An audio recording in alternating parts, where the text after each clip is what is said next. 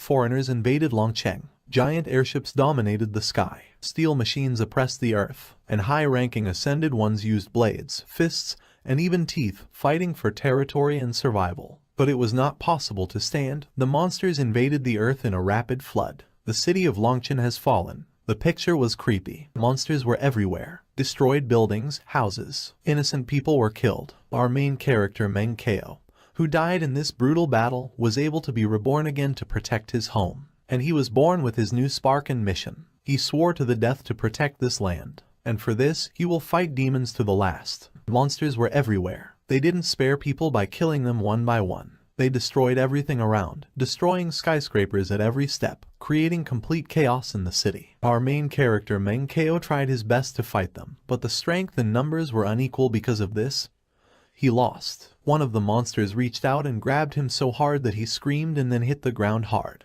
Barely restraining himself on his feet, he stubbornly stood his ground. He wanted to fight these monsters. Immediately, another monster stuck its tentacles into him, dealing him a fatal blow. When he was dying, he remembered his parents and said that he tried his best, but he did not accept such a fate. Meteors flew from the sky to the ground, destroying everything around, and the city burned to the ground. We are moved to another place in the school classroom where the teacher is trying to explain the topic to the students. An old teacher holding a sword and a skeleton of an animal's head shouted to his students to look at his hands to find out what monsters look like. Suddenly, the student who was sleeping in the very last desk woke up abruptly and wondered what was going on here. The girl sitting at the desk looked at him and asked with a disapproving look, was he asleep all the time? The guy, our main character Meng Kao, looked at his hands and realized that he was not dead. Looking to the side, he saw on the blackboard that the final exam would take place in 50 days. He realized that he died and was reborn during the exams, and then noted with annoyance that he would have to pass the exams again.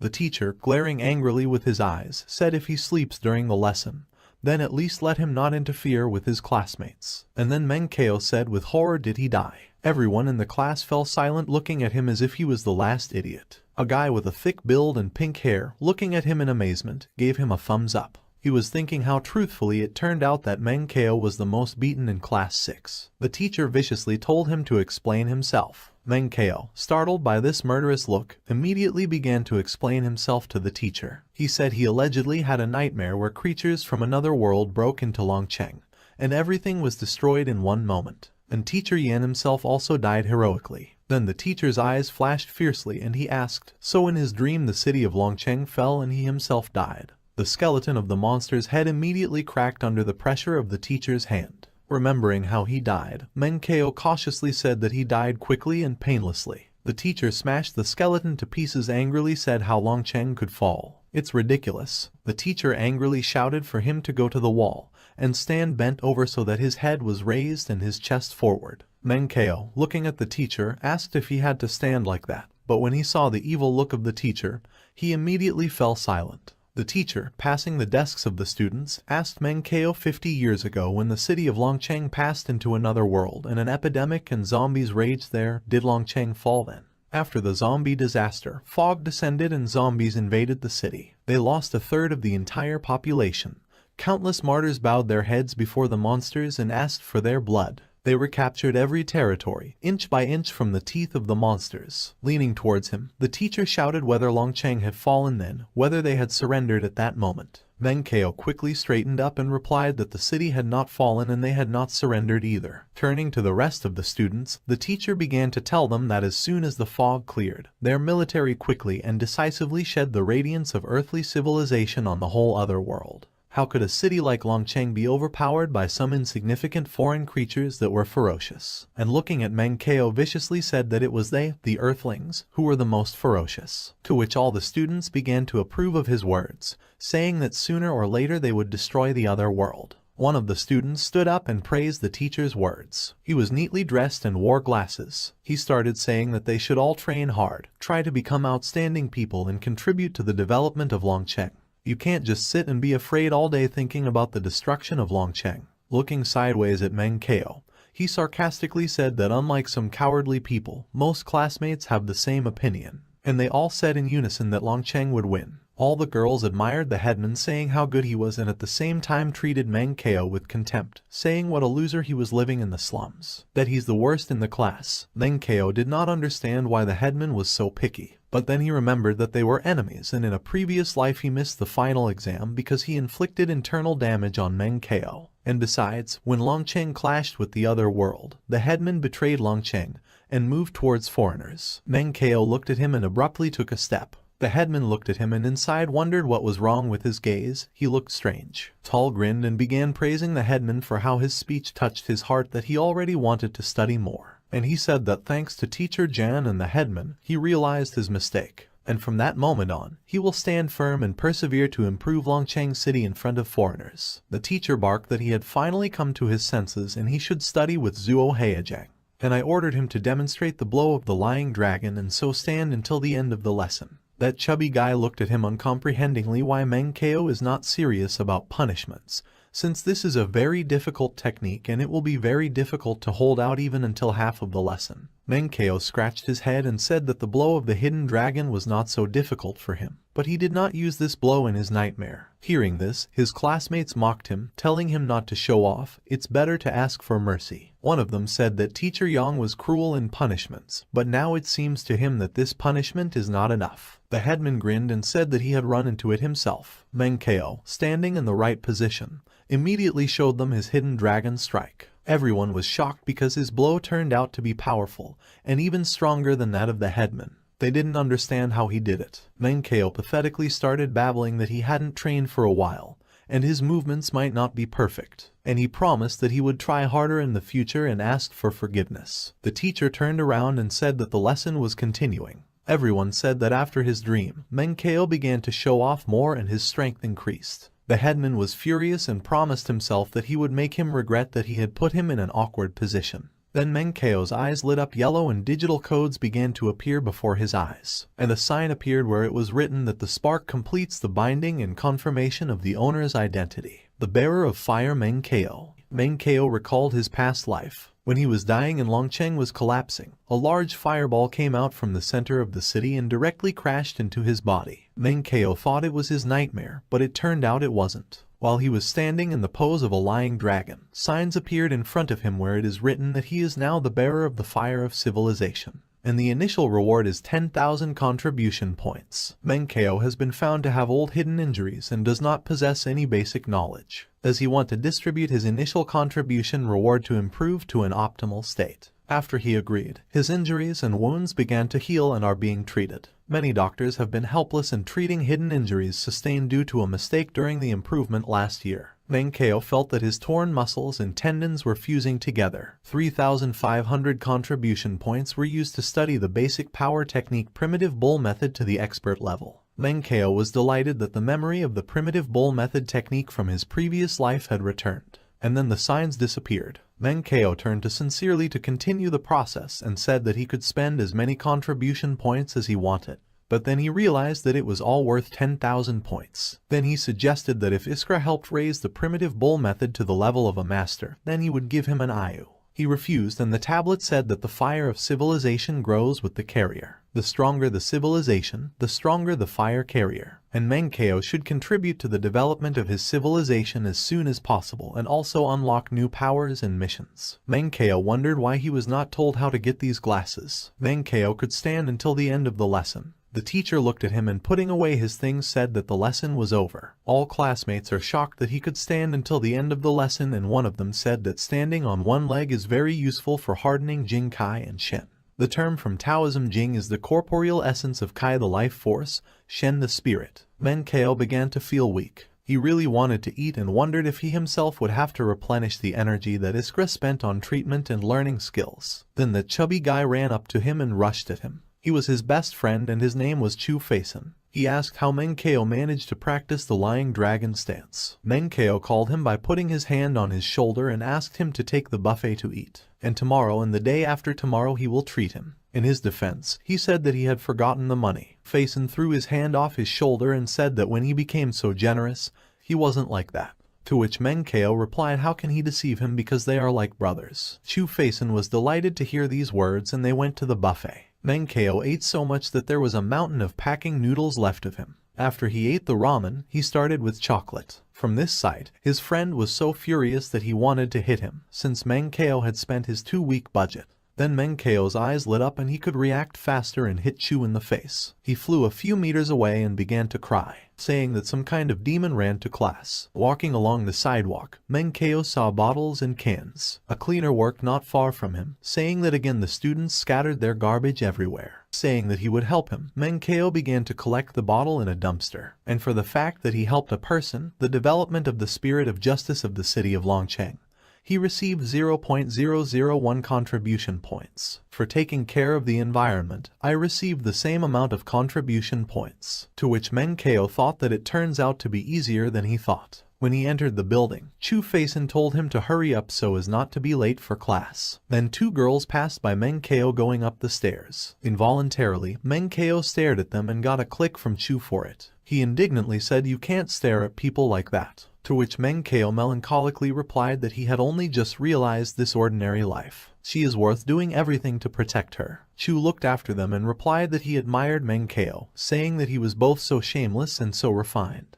And then Chu came to his senses and told him to stop staring and tell him better if he really arranged the death of Teacher Yang and the fall of Longcheng. And then he smiled dreamily and asked if he had become a general in his dream. To which Mengkeo was indignant, saying he only saw fragments and did not arrange a massacre. When he wanted to say something about Chu himself, he stumbled and he remembered that he was just a soldier on the front line. And it began to be unrealistic to tell that the monster war quickly moved to a higher level and a lot of fierce monsters appeared. And he annoyingly noted that they didn't even have time to leave the initial location when the end of Longcheng was already predetermined. The initial location is like in MMORPG games where beginners start from. Then Mengkeo remembered about his parents, but looking at his friend, he asked if he remembered that once Mengkeo dreamed of entering the university and becoming an extraordinary person, and he himself wanted to go to a military school and become a general. He put his arm around his shoulders and said that they had talked about it yesterday as it was once. Mengkeo also hugged him and said that their dreams would definitely come true. Chu said if Mengkeo wants to go to university, they should prepare well in these 50 days and he will help him with this. To which Mengkeo thought or else he would help him, since he experienced a lot of things in his past life, and yet they believed that they would go where they wanted. All the students started to gather in the classroom and their lesson was Chinese and literature. Some girls started discussing that they would really like to learn the Song of Maola and the Lotus Pond under the lights of the moon, and they were impatient to learn faster and said that they really missed Teacher Huang, Chinese teacher. It was not Teacher Huang who entered the classroom, but the headman, informing them that the teacher was ill and ordered everyone to line up and follow him to the training hall. To which all the students were indignant, but still went to the training hall. While they were all going to the training hall, Chu talked to Mengkeo about how children of their own age used to have 20 literature lessons a week and added that those times were very cool.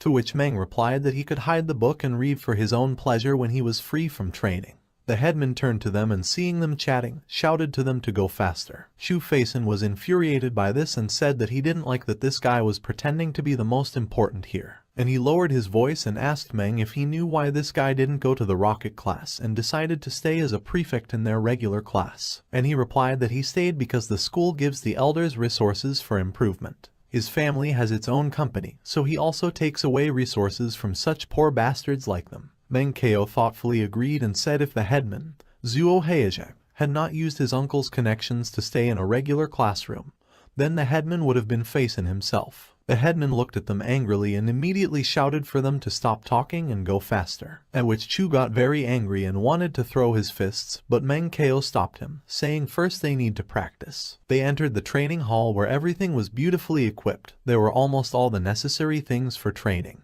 The headman said that this is an independent lesson and everyone chooses the area of improvement and trains himself. Mengkeo chose a boxing simulator and threw a punch, but his punch wasn't powerful because he was still hungry. To heal the hidden injuries, the spark swallowed all the energy. The spark helped him restore his body and awaken his skills, but it can't give him strength. Mengkeo felt like a tank without fuel, and to fill the tank would require a lot of resources to improve. From the other end of the training hall, his classmates were watching him. One of them said that it was a pity that Mengkeo wanted to become extraordinary before. The headman, lifting the barbells, looked at Mengkeo and told him if he was not training, then let him leave here, and I freed up the inventory for the guys who are training hard. to which Chu said that he had not trained for a long time and he needed recovery, and taking him with him, and they went to another training ground. While Menkeo was sitting, Chu was training on a boxing bag and told Menkeo that he had not improved for a whole year and probably even forgot such a basic technique as bull power. Following his training, Menkeo looked at his friend funny. The same indignant, he said that he thinks that he trains poorly, because Menkeo said with a wise look that power is not done that way. Chu pouted and said they are brothers, and Menkeo is trying to show off in front of him.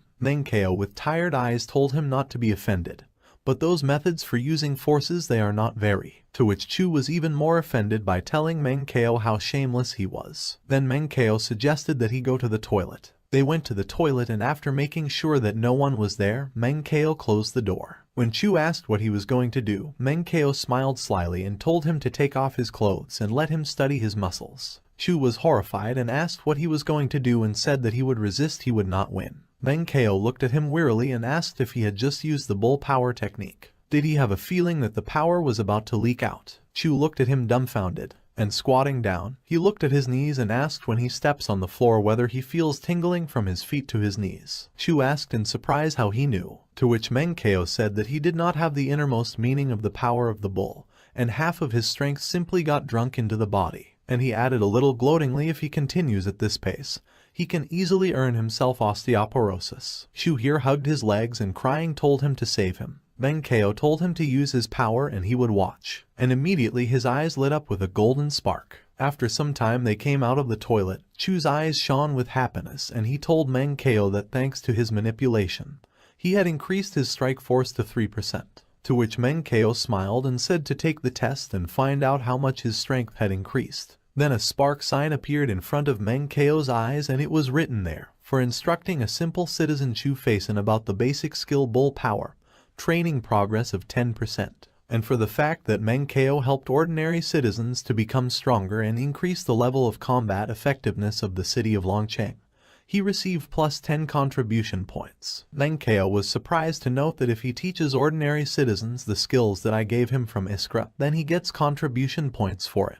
And I thought that if he teaches all ordinary citizens combat skills in the future, he can make them 100 times stronger than in his nightmare. And when the time comes, they will show these foreigners who is strong here. And I realized the meaning of the word: the stronger the civilization, the stronger the carrier. And for the fact that he made a contribution to civilization, awards were given which he should choose one of them. The first reward is to increase the skill primitive bull method from the expert level to the master level. The second reward is to awaken the skill basic shooting. The third reward is to awaken the power of pulsation. Menkeo was a bit in a stupor, not knowing what to choose, and then he chose the awakening of the skill basic shooting, which was the most expensive among these three skills. Smiling slyly, Menkeo said to himself, if all this is free, why not choose the most expensive skill? And still smiling, she told Faison that he would send him to military school. His smile scared Faison a little. They approached the device with which they could measure their strength and find out how much it had increased. Chu asked Menkeo where he learned such strange techniques, to which he said he would tell about it later, and told him to first check his ultimate impact force. And he gathered strength into his fist, just wanted to hit him. Suddenly someone called out to him to stop.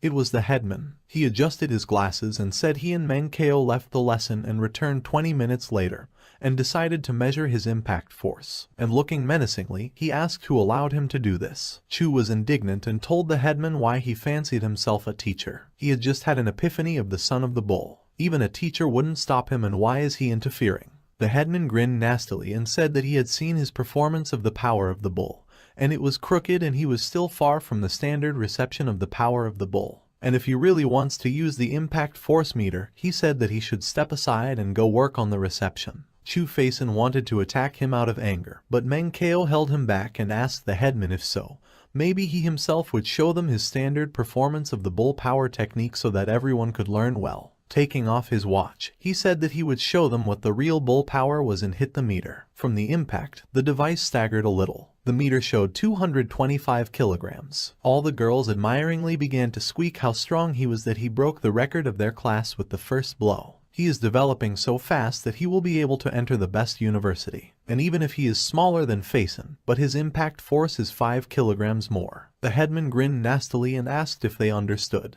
Chu Faison was furious, but one classmate told him to wait a little and they would measure together, and turned to Menkeo to convince him. but he patted his shoulder and gave the go-ahead. But the headman shielded him with his hand, telling him to check with everyone else after the lesson. They started quarreling and Chu grabbed his hand and told him to let go. Because of his anger, he looked like an angry polar bear. The headman was a little confused where he got so much strength from. Chu threw him aside, gathering all his strength into a fist, hit the meter with such force that the elder was shocked by the strong wind of the blow. And even the legs of the meter rose from the ground from the impact. The impact force of Chu Faison was 785 kilograms. Everyone was dumbfounded. His indicator surpassed the headman's indicator, and he set a new record for their class. Menkeo played enough and began to say what kind of a mean one that secretly trained the bull superpower technique from him. Everyone was in a misunderstanding from the word bull superpower. Menkeo continued to say that it is impossible to hire teachers of the reception of the bull superpower for any money. But an increase in the force of impact by 10 kilograms, it's like plus 10 points as a result of the final exam. And innocently making eyes, he asked if Chu would teach him the superpower of the bull. Chu Faison was at a loss since he had taught him this technique himself. Menkeo said that he understands him because the time is not so much and there are still a couple of weeks left before the exam, and offered him if he would teach him, he would pay him with his resources for improvement. And then Chu Faison realized that Menkeo wanted to make money and had to play along with him. And already all their classmates wanted to study with him. And Menkeo suggested to everyone why don't they unite and maybe they will create a training group bull superpower and everything will work out to pay for his services. Many agreed and started to join the group. The headman was furious. Then a sign appeared in front of Menkeo. It was written there that his proposal promotes class cohesion. Now his classmates can be more motivated to study and they will have a better chance of getting good scores on the final exam. In the future, they will be able to make a great contribution to civilization. And for that he got 11 contribution points. Menkeo began praising Chu Faison for how good and selfless he is. Besides, he is very strong. And he also takes his studies seriously. Why didn't the teacher choose him as a prefect? Everyone looked at the headman, who was still sitting on the floor in confusion. He glared at Menkeo, but he gave him his hand and said that he just said it was nothing serious. But the headman already wished him death inside. Rejecting his hand, he himself stood up and said that how could he think about such a thing because the headman is trying for all of us. Inside himself, the headman assured that he would definitely not let Menkeo go to university. Menkeo and Chu Faison climbed onto the roof of the school. They shared the resources they received through mentoring. Chu said that he could take everything since he had been devastated for a whole year. To which Menkeo said that it was better to share 70-30. Taking his share, Chu asked where he learned that technique from. To which Menkeo lied, saying that he had found a forum on the darknet dedicated to the science of life. This time I carefully studied everything about the reception of the bull superpower. He couldn't tell me about the spark yet. Life science includes biology, immunology,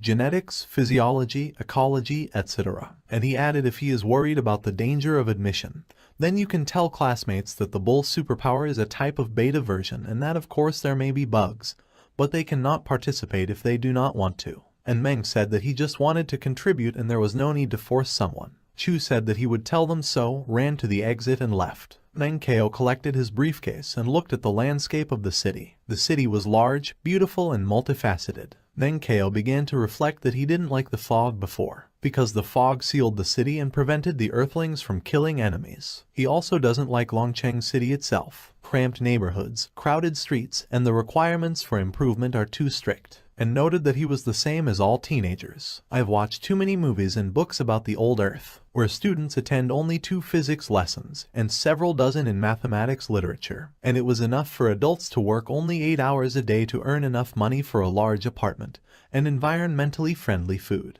And then his eyes teared up. That land is now the homeland that cannot be returned, and the nightmare is tomorrow, which has not yet come. And in front of him now is his only home. And then the sign came out again and Menkeo began to receive contribution points for the fact that the primitive bull method is spreading among the residents of the city. And then Menkeo realized that even the indirect spread of progress also affects his contribution. He was pleased that he could be useful. Then the citizens were addressed. Through large flying ships, they turned to the citizens informing them that the latest news from the Municipal Meteorological Bureau. Fog is expected tonight and monsters will enter the city. According to their forecast, the main area of the appearance of monsters will be the area of the Chengbei metallurgical plant. The Survival Committee orders the Steel Dragon Corporation to immediately enter a Level 1 combat readiness. The rest of the districts are ordered to enter a Level 3 combat readiness, and they ask the citizens to follow the rules and be vigilant and ready to fight the enemy. People crowded the streets. Menkeo ran after the bus and barely managed to get on it. The headman saw this and grinned, calling him garbage. He was sitting in his car. The bus stopped at the Hulan district stop and Menkeo could barely get off the bus. When he entered his neighborhood where vendors were selling their wares to attract the attention of customers, he thought when,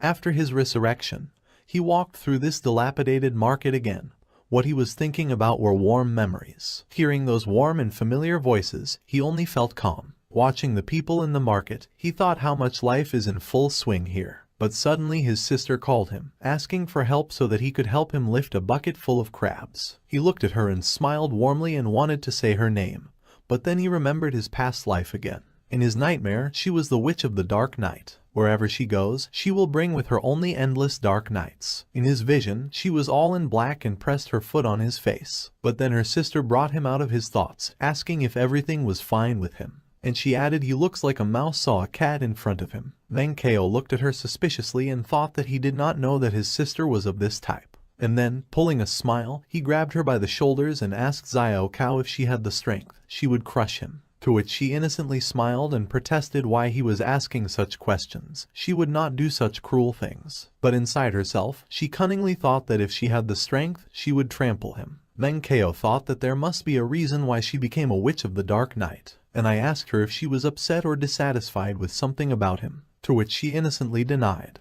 But inside she was angry at her brother and called him bad. Then, outraged, she asked what she provoked him again and he still offends her. To which Menkeo slightly ruffled her hair and said, does a brother need some reason to hurt his little sister a little? Inside himself, he thought when she became a witch of the dark night, she immediately stepped on him. And now that he's stronger, he'll have a little fun. But then, with seriousness, he set a goal for himself that once he returned from that nightmare, in this life he would no longer allow her to become a terrifying witch of the dark night. And he made a promise to himself that he would make her the happiest and most beloved princess in the world. While they were walking home, they argued and quarreled a little. Xiao Cao indignantly shouted that she hated her brother, to which Menkeo teased her by saying that he liked it when she hated him. Xiao Cao said that then, as compensation, she demanded from Menkeo the meat of an armored Luthorc or she would tell her father, to which Menkeo said that he knew his sister was worried about him, but he could carry him himself, which made Ta even more angry. When Xiao Cao came home, she immediately began to complain to her mother, saying that her brother was hurting her. Menkeo greeted his mom. She smiled and turned to her daughter, saying that she constantly criticizes her brother, and holding an egg roll on one hand, she told them to eat soon. Then Menkeo's eyes lit up and he stretched out his hand and took one of the rolls. When he was eating a roll, he burst into tears. Mom was a little confused, asking why he was crying,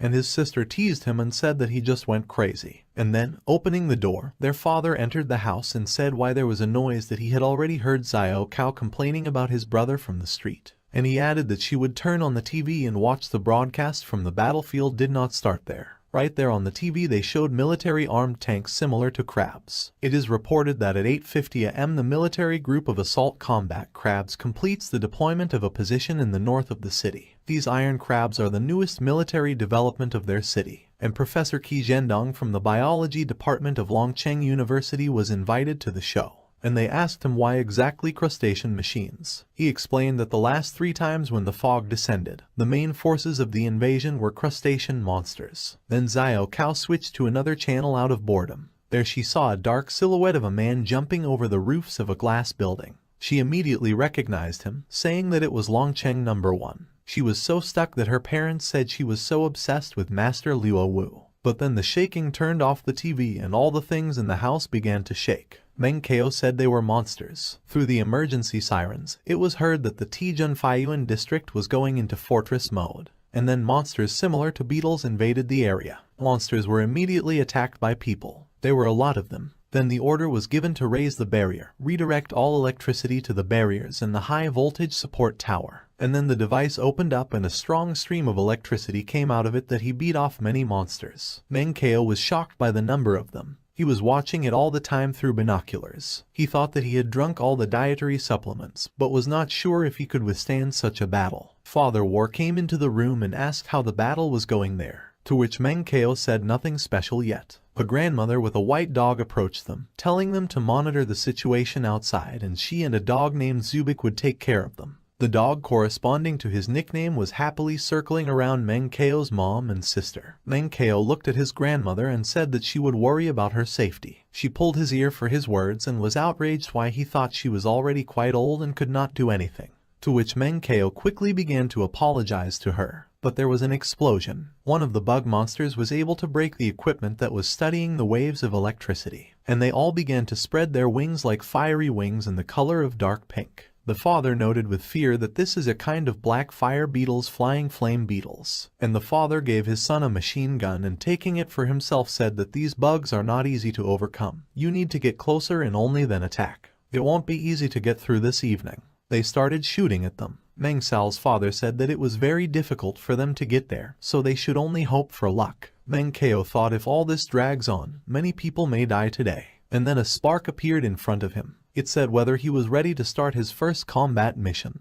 The insect exterminator. At the bottom was written black fire bugs 0 divided by 10. Flying flame beetles 0 divided by 3. The reward for completing the mission is 15 contribution points and improving the basic skill by 1 level. And it began. His basic shooting skill has been activated. But then Grandma came up to him, holding him by the shoulder, and said if he was scared, maybe she would try. But then Ko started shooting at the monsters by performing a triple shot and killed 1 flying fire bug. For this, he added +1 contribution point. The level of proficiency in the usual skill basic shooting has been increased by 0.8% for a total of 25%.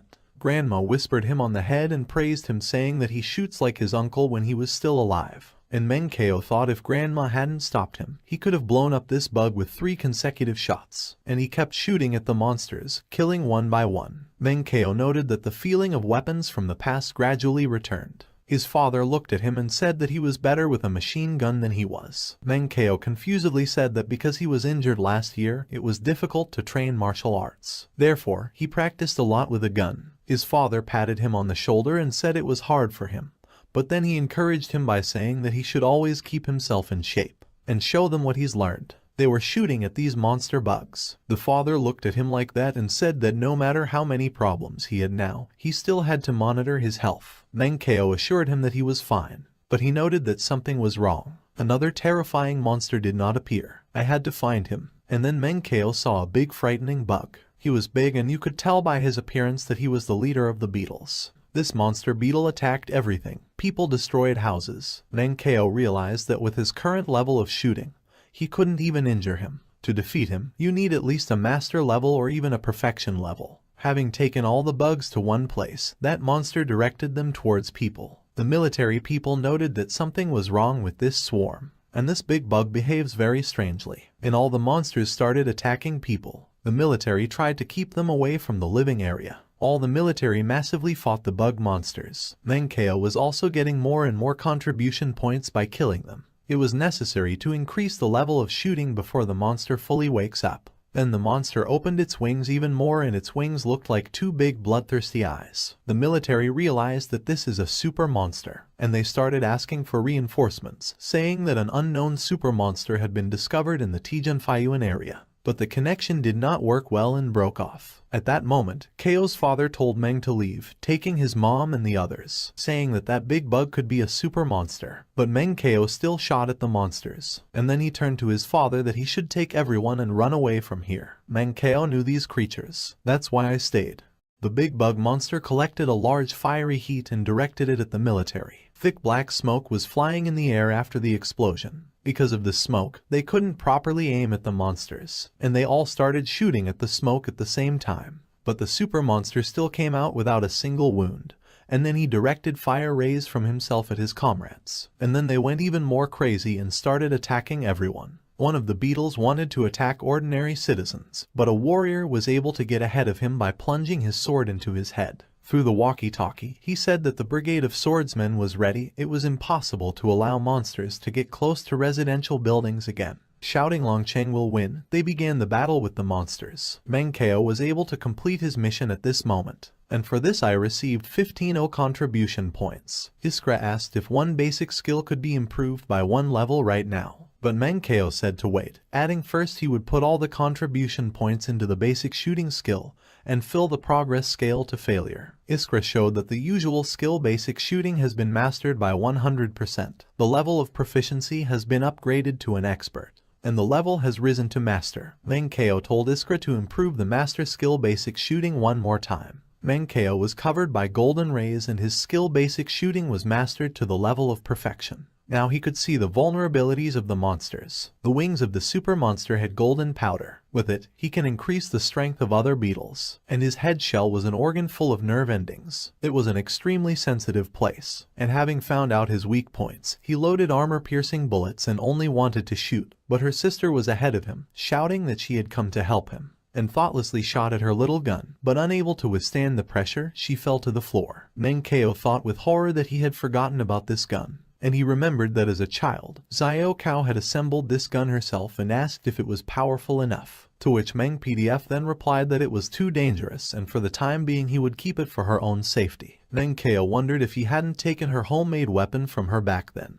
Then the super monster turned to him and noticed him, and started flying straight towards him. He could barely dodge while protecting his sister at the same time. The monster left a hole behind and began to destroy their house even more. Menkeo recalled with horror those memories where his sister in a previous life wanted to help kill a monster, but the shot attracted this terrible demon. Then their mother was seriously injured and went to the hospital, and then a series of misfortunes followed. Xiao Kao felt terribly guilty. Perhaps it was then that darkness was born in her. Furiously pointing his machine gun at this monster, he thought that this creature had destroyed the house that he had lived for 17 years and hurt his family. Now in this life he couldn't let it happen again and started shooting at the monster. And one of his shots hit him in the head. Because of this, his head is a little crushed. The monster was just furious and just wanted to collect a fireball to attack. But Menkeo managed to shoot him right on his own ball. From such a powerful explosion, the monster died and fell to the ground. The military approached him, checked him and reported that he had been eliminated. One of them said that Menkeo's father killed him because he used to serve as a sniper in the army, but he didn't think that he was still as strong.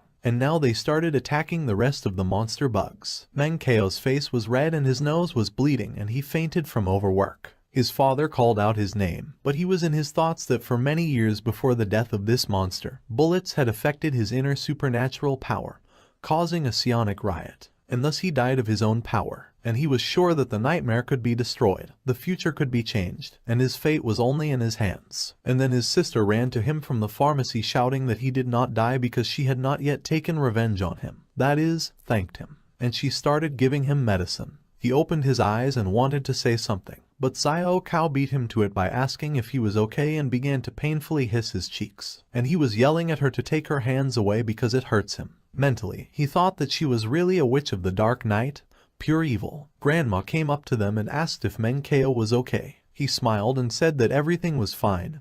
He was just tired. And having already looked at his father, he asked him to tell the others that he killed the super monster, and helped him keep his shooting skills a secret. And they all agreed. And his father asked him to rest already and Roy retreats. Meng, lying on the floor, looked around. Everyone helped each other and were happy that they survived. Menkeo was glad that in this life he was able to save everyone. But then he was horrified and jumped up from his seat. After all, he did not receive a notification from Iskra that Menkeo was able to kill a super monster, so the monster could stay alive. Menkeo, despite the pain and fatigue, got up and went to see if the monster had died or not. His family is a little surprised why he got up. Menkeo noted that his body is still too weak, hidden injuries have not yet fully healed, and he himself has not yet developed psionic abilities, even though he now has a perfect shooting level and knows about the weaknesses of the monster. But the connection with the body is not too stable. He needs a lot of time to get used to it. And this shot was made with inaccuracies and as a result did not hit exactly the target. And I thought with horror that his little sister would really become a villain after all. And fate was like a stormy river that a person could not change. When he came to the edge, he saw that the monster slowly began to come to life. Mayor Kale thought he had to change fate, and I just wanted to use the power of the bull to finish him off. But then a bright ray appeared from somewhere and penetrated into the monster's head. The monster was definitely killed now. He was killed by a man in a white cloak with his sword. Seeing him, everyone began to call him, saying that the Exalted One had come. Signs appeared in front of Manga where it was written that he was able to win 5 minutes, and the first ascended managed to arrive before the super monster caused irreparable damage. And he played a key role in defense, and for this he received plus 1978 contribution points. And because of his correct approach with Jayakao, the probability that the darkness will consume him decreased by 2%. And the level of chaos in Longcheng City has decreased. And for this I received plus 50 contribution points. Now he can awaken such basic skills as Dragon Power and the Harvest Art Support skill. An hour later, the military divided the meat of the super monster. One of the mechs said that they should hurry up, otherwise soon the meat may spoil and may become inedible. Another one shouted to another saying be careful to collect black water because it is very expensive. Manga sat in thought while watching them. After a dose of high-energy solution and eating meat cooked by his mother, he was finally able to recover a little. And because he got a lot of things from Iskra, his head still hurt. He noticed that the flaming golden beetle possessed demonic eyes. This means that monsters are constantly evolving and the war is likely to get out of control. Manga had to cherish every minute and become stronger as soon as possible. He understood that now it would not be enough for him to simply possess the skills of the perfect level. Now he must constantly practice them in real combat to achieve unity between mind and spirit. But he was very perplexed how, without resources for improvement, he is constantly terribly hungry. And after killing several bugs, he needs to rest for half a day. How can you fight in a real battle at such a pace? Then Xiao said that there is a harvest of beetles on the street. And Manga remembered that last night his mom was seriously injured by a super monster, and he failed the final exam. To earn money for his mother's treatment and for his sister's studies, his father took him with him. He didn't remember how many monsters were killed during the war, but there was enough work for 10 years. And working as a reaper is very profitable. Opening his table, he discovered 3 skills. The Ripple Force is 15 contribution points. The Dragon's Power is 21 contribution points. The Art of Reaping, 998 contribution points. The current number of contribution points was 2,478. Manga was delighted that the Art of Harvest turned out to be only 998 points. And since he has been doing this for 10 years in his previous life, awakening and raising the level may not be too expensive. Manga told Spark to exchange contribution points for the initial harvest art. It included the method of harvesting insect monsters, mammalian monsters, earth-like monsters, and reptile monsters, and he chose to upgrade the initial harvest art to the level of an expert. Manga noted that the initial harvest arts of the expert level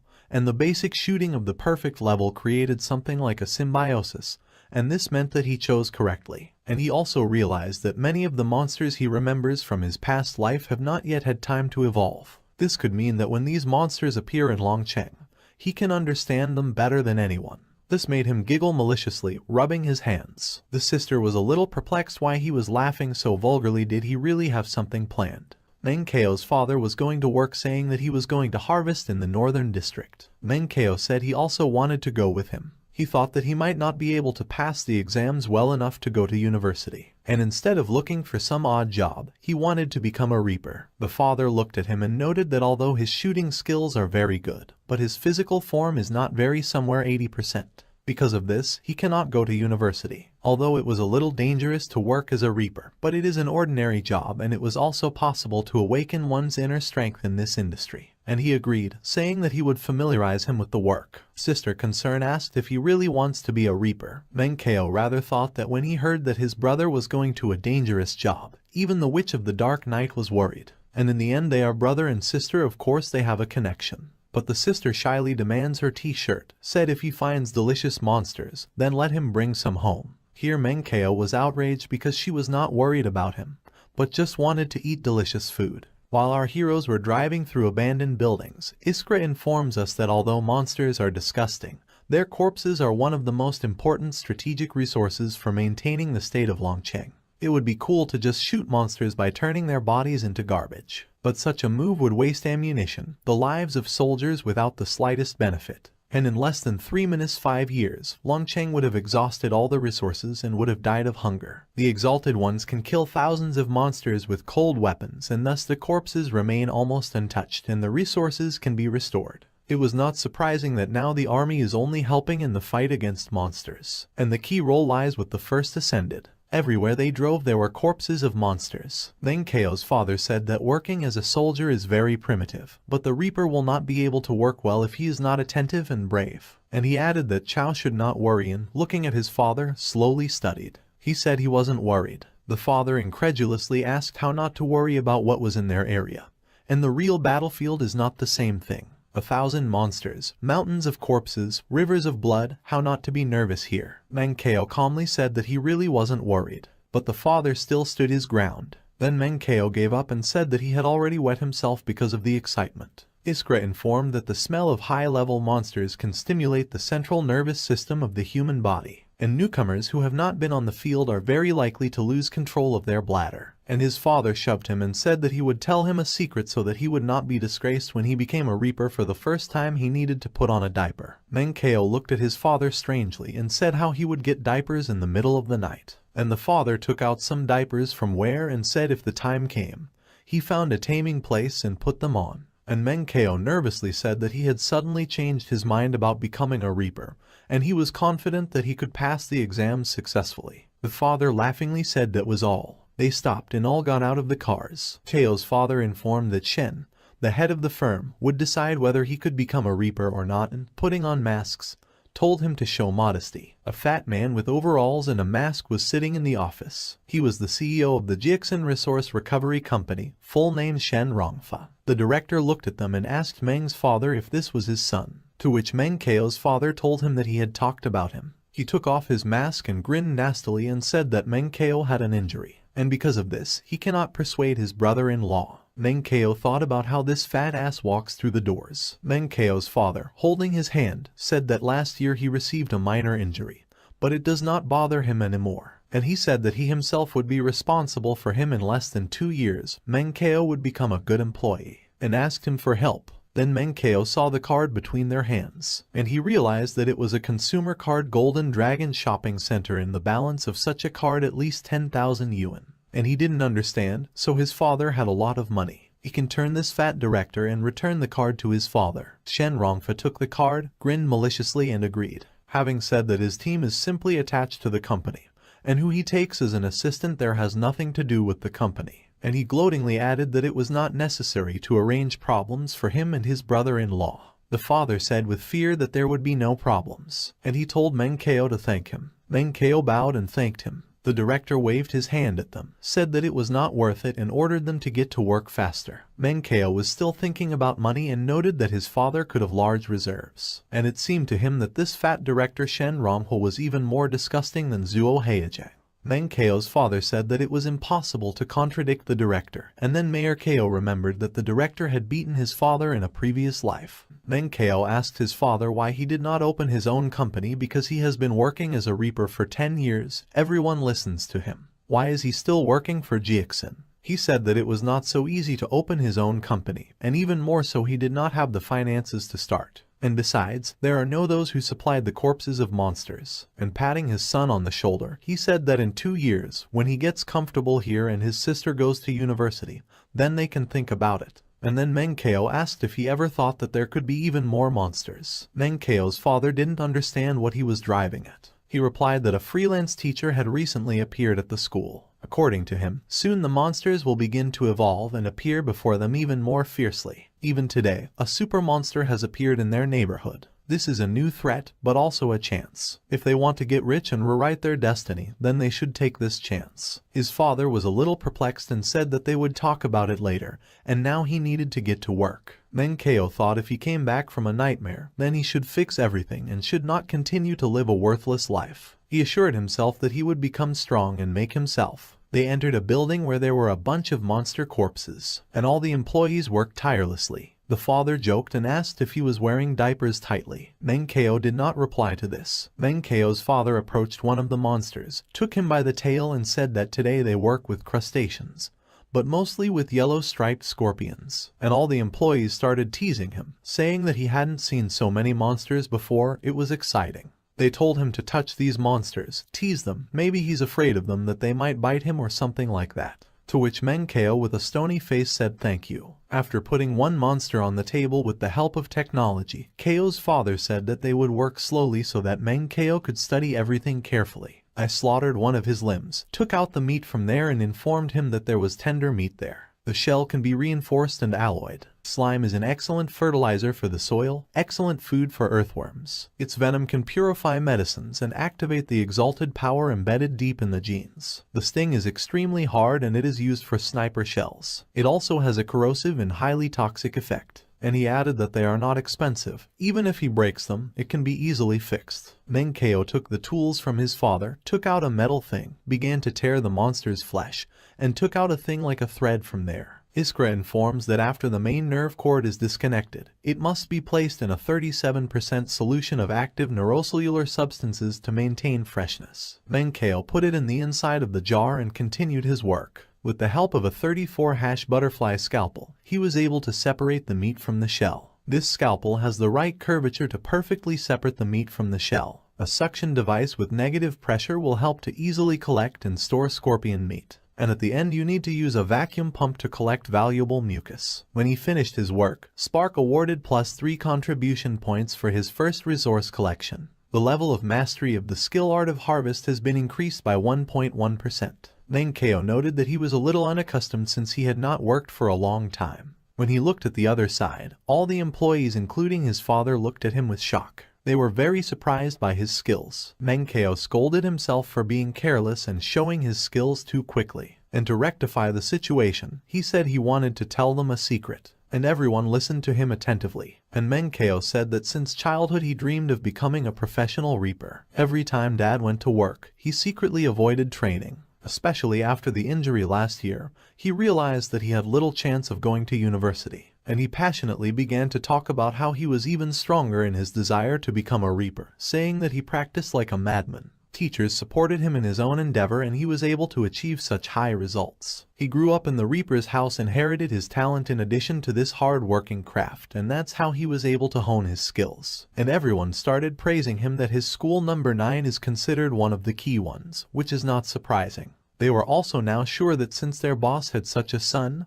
they were in no danger. Menkeo's father was shocked and asked his son why he didn't know that he wanted to become a reaper. Menkeo confusedly said that he had always admired him and was embarrassed to admit it. The father proudly said that he had always seen how much he admired him. Menkeo thought that it could be considered that this time it had passed. And the father thought that his son was very smart and capable. But it's a pity that he was so useless and could not even help him to go to university to become exalted. And he could only help him become a reaper here at the bottom of society. Menkeo straightened up and told his father that now, having combined theory with practice, he felt something. And they started a new business. And while Menkeo was working, he found something interesting. There was a spherical nerve in the monster. The cost was 50,000 plus. Nervous weight is 20,000 plus. Menkeo realized that it was a golden ghost. The father asked. He even noticed about the golden ghost, to which Menkeo quickly rattled off that the biology teacher had told about him. And he told everyone to prepare the hilt number 9, 14 and 22, blades number 5, 8 and 11, also a crushing hammer, and a bone probe. In addition, he still needs a cooling stabilizer of 35% concentration with the addition of 1% mithril. And he noted that it is more likely that high-quality materials will be found in this golden ghost, and they need to be preserved properly. But the staff told him to leave it to the head of the goo. He'll figure it out on his own. Menkeo forgot about it because the golden ghost is a monster with a complex structure. And besides, the strength is almost equal to a super monster. Such monsters are usually handled personally by the head of goo or master who. However, this monster's current condition was getting worse. And this, noticing Menkeo, said that it was impossible to wait because the globular nerve and nerve cord had been in contact with the air for too long. The blood and the raft can be mounted at any moment, then the psionic forces will get out of control, and the MTSR can literally turn into a time bomb. After sniffing the mucus, my father also noticed that the smell was strange. One of the employees said that the damage of materials has nothing to do with them at all. But if they lose part of the harvest of monsters and Master Who finds out, then it will not be sweet for them all. Menkeo was indignant and thought that he should not allow losing such a valuable monster as the Golden Ghost when his father works for Jiexin and his income depends on the productivity of work. And having told everyone that he just wanted to start his work, he was stopped by one of the employees holding his hand. But Menkeo's father immediately stopped him, saying that he had found the golden ghost and if something happens, it is his responsibility. He angrily pushed his hand away and shouted that he had brought a child here and was babysitting him. Father Ko looked at the others and said if anyone else wants to leave, then he can leave, sarcastically saying that they don't want to burden anyone, for which he received a slap on the head from a friend. He hit him outraged by his speech, and they will not leave them alone here to deal with this monster. And everyone else supported his father, saying that if they get rich from the golden ghost, then together if something happens, we will answer for it together. Ko looked at them, got motivated and started working. After cutting the raft inside it, he took out a yellow ball and shouted to his father to bring a cooling stabilizer. Everyone was shocked that Ko had found the spiritual globular nerve, and his condition was in good condition and still active at least 80%. And his quality is just perfect. The father warned Ko, telling him to be careful because the distant globular nerves are still very active and may not withstand strong shaking. Ko looked at the ball carefully, smiled slyly and realized that there was something more valuable there. The workers remembered that Ko had suffered a spinal injury last year and reported that the globular nerve is the best medicine. His father then blocked his son's path, saying that people fought and died for this harvest of monsters. Looking at him with regret, he said that he knows about his injury and knows that he wants to go to university, but he can't help him in any way. Even if they are poor, they cannot take someone else's. Ko was surprised by his words since his father did not understand his motives correctly, and turning around, he walked away saying that he was tired and would rest a little. Ko was thinking how to convince his father to open his own company. But then he heard the howl of some monster. After hearing this, Ko realized that it was the cry of a seven-eyed dragon wolf spider, and ran to the sound of screams to pick up his jackpot. But when he saw two people in front of him, he hid in front of the spider and realized that he was found before he was. The man with gray hair told his student Zushi that she had recently achieved success in the 7 Guan solutions, and this seven-eyed wolf spider would be an excellent practical task for her. The brunette girl was his granddaughter. Putting on gloves, she said that 8 minutes would be enough to deal with him. And taking a knife, I wanted to cut the spider. Ko has been looking after them all this time, thinking what she is doing. She doesn't know about the peculiarities of this seven-eyed spider. And when she wanted to cut the spider, he shouted not to do it. Both turned to Ko. He greeted the man by introducing himself, and making a special gesture with his hand, he said that his family was going to open a resource processing plant. The man thought that this young man knows the etiquette of the reapers, and he said that the priest was worried about this taboo. If he is busy with the etiquette of the reapers, then why is he preventing his granddaughter from reaping this seven-eyed wolf spider? Ko informed them that this seven-eyed dragon wolf spider was stuck in the evolution process between a first and second level super monster. At this stage, the structure of his body is very fragile and the poisonous sacs are thin, like the wings of a cicada. It is necessary to touch them and all the materials will be spoiled. If you work like this girl, then the whole crop will definitely be destroyed. The girl Zushi looked at his badge on his hand and realized that he was not a real reaper, and it was no wonder that he did not recognize her grandfather Ningxi. The man said that Ko was well trained. Without even looking at him, how could he know that he was in the process of evolution? Ko replied that he had been studying this case for 10 years. He can be considered a seasoned reaper. And what about the seven-eyed wolf spider and the seven-eyed dragon wolf spider? Although these two types are very similar, there are small differences in the death cry, and they are not difficult to distinguish. From such a statement, the man was a little confused. The girl flushed with anger, saying, "Who is he trying to intimidate here? Why, since her grandfather didn't hear anything, then some trainee?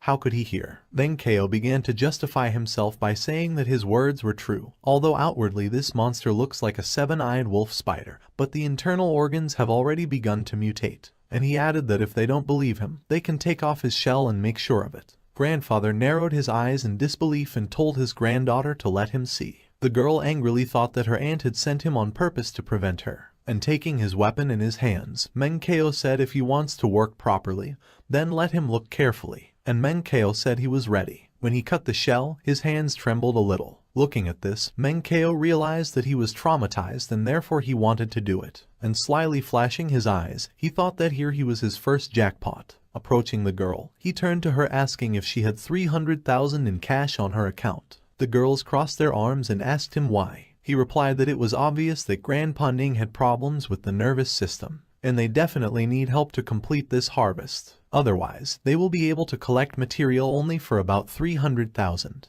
And if they use his skills and experience, they will at least get perfectly distant bags of poison. And it can be increased to 1 million. and flashing his eyes, he said that fate brought them together and he charges only 30,000 for his services. The girl looked at him in confusion for a few seconds, then indignantly began to shout that even though her grandfather is old and injured, but he is still strong.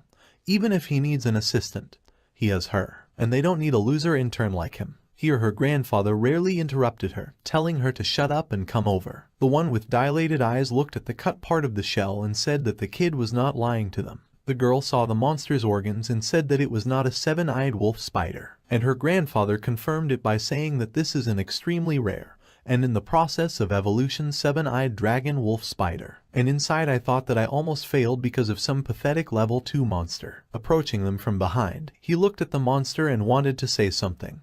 But when the girl glared at him and he immediately fell silent. The girl said if he wants to say something, then let him not pull. He scratched his head and said that this is an ordinary seven-eyed dragon wolf spider, and he doesn't have any unusual mutations. It took them by surprise. The girl asked if he could really help her grandfather finish the harvest for 300,000. Menkeo said for 500,000. Grandpa said that if he really helps him and keeps the bags of poison at least 70%, but he will give him 500,000. Menkeo added that he is not exalted, and his powers and perceptions are at an average level so he can be an assistant for him. Inside, Menkeo breathed a sigh of relief. It's good that he quickly agreed and we need to make sure that he does the main work. And Grandpa, fixing his hair, said that Meng would be his first assistant and his granddaughter the second. And they all got to work. Grandpa wanted to say number 3, but Menkeo beat him to it by giving him the hilt number 4 with a rhombic blade number 7. Menkeo looked at him and said that he knew that he wanted to use the blade number 12 with the hilt number 3 to separate the lung book. But if you look at it, you can see leaf-like folds on his lung book. They are very fragile and if he hurries, then you can spoil the appearance. And he suggested that he start from the beginning with the vessels behind the pulmonary book, disconnect the circulatory system,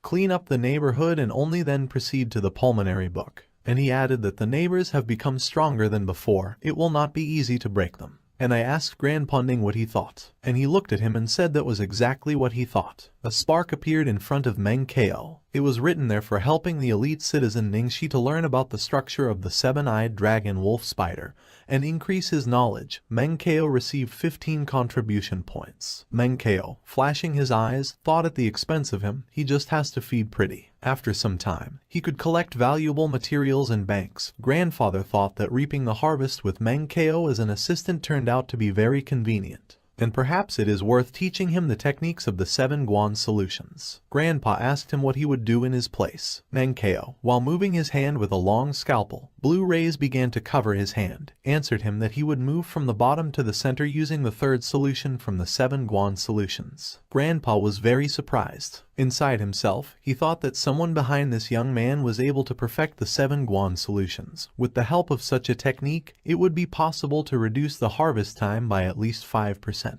And he wondered who he was, who his teacher was, what forces and researchers were behind him. The spark plate appeared in front of Menkeo again. It is reported that thanks to him, the elite citizen Ningxi further deepened his knowledge of the 7 Guan solutions for which he received plus 50 contribution points. Menkeo noted that the elite's ability to learn is high, because he just showed a couple of movements and he immediately understood everything.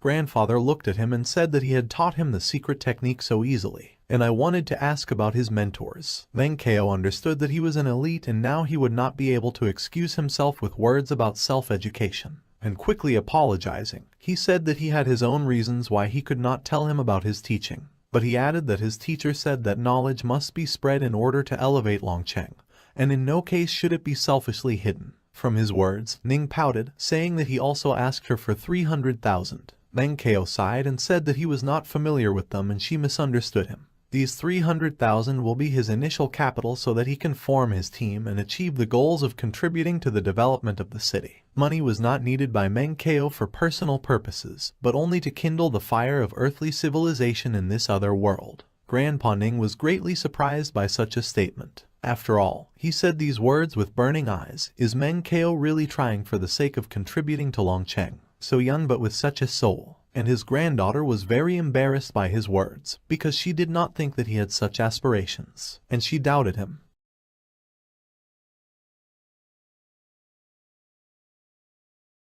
There was the last bag of poison left. He said he would hold it and Grandpa Ning would disconnect the nerve cord. and I thought that I should finish it as soon as possible before my father finished his work, and they were able to take what they needed. Grandpa asked his granddaughter Zushi how much money they had in their account. She replied that about 800,000. He told her to transfer all the money to Xiao Meng. The girl was no less confused than Meng Kao. He said something too much because they agreed on 500,000. Grandpa smiled and said that because of his illness, there is not much money in the account, but this technique that Meng Kao showed is worth more than a couple 100,000. And I told him to wait until he sells the materials and then they will talk in more detail. Meng Kao said it would be an honor for him. And to be honest, he has some research on the other 6 solutions from the 7 Guan solutions. And he added that according to his observations, grandfather will need about another year and a half to recover from the injury. And he asked to continue their conversation sometime later. Grandpa Ning was surprised how he knew exactly where his injury was. Meng Kao said that judging by his hands, he thought it was the poison of the purple royal viper. It hit the ulnar nerves of both hands, the radial nerve, and the middle one, and maybe even part of the optic nerve. Then Zushi cried out with tears in her eyes, since he could see his grandfather's injuries. How can he say that he will be able to recover in a year and a half? Obviously, this is an incurable disease. Meng Kao was in a misunderstanding after hearing this. Zushi asked with hope in her eyes if he could cure her grandfather. Then a spark sign appeared in front of Meng Kao. There he asked whether to start the first task of treatment. Time to complete, 1 month. Reward for the task. The reward will depend on the degree of healing of Ningxi, and it will be from 200 to 2,000 contribution points. Meng Kao chose to start, and he warned them, saying that he would try. But it was the poison of an unknown snake. It would not be easy. It is possible that it will be possible to find only random ideas. Grandpa good-naturedly said that it was also not bad. After all, now doctors have no treatment ideas at all. And I thought that for sure Meng would have to ask his teacher for him. And I thought how to thank him for it. And then an idea came to him. He said that he remembered that he wanted to open his own resource processing company. Did he want to sign a harvest agreement with the Thunder Squad? Meng Kao thought that in the squad like Thunder where the Exalted are, even crumbs will be enough for them to have enough for a lifetime. Meng Kao said that he should thank him for his kindness, but the bags of poison are short-lived and other materials also need to be worked out. And he offered to deal with it first, then he would find Meng Kao on Wufu Street and they would discuss everything. Grandpa Ning agreed, and then a notification about the transfer of 800,000 yuan came to Meng Kao's phone. He waved goodbye to them and ran to the base. Grandpa said that this guy is not so simple and asked his granddaughter to make friends with him. Meng Kao happily ran to the base thinking about how happy his father would be when he saw his bank account.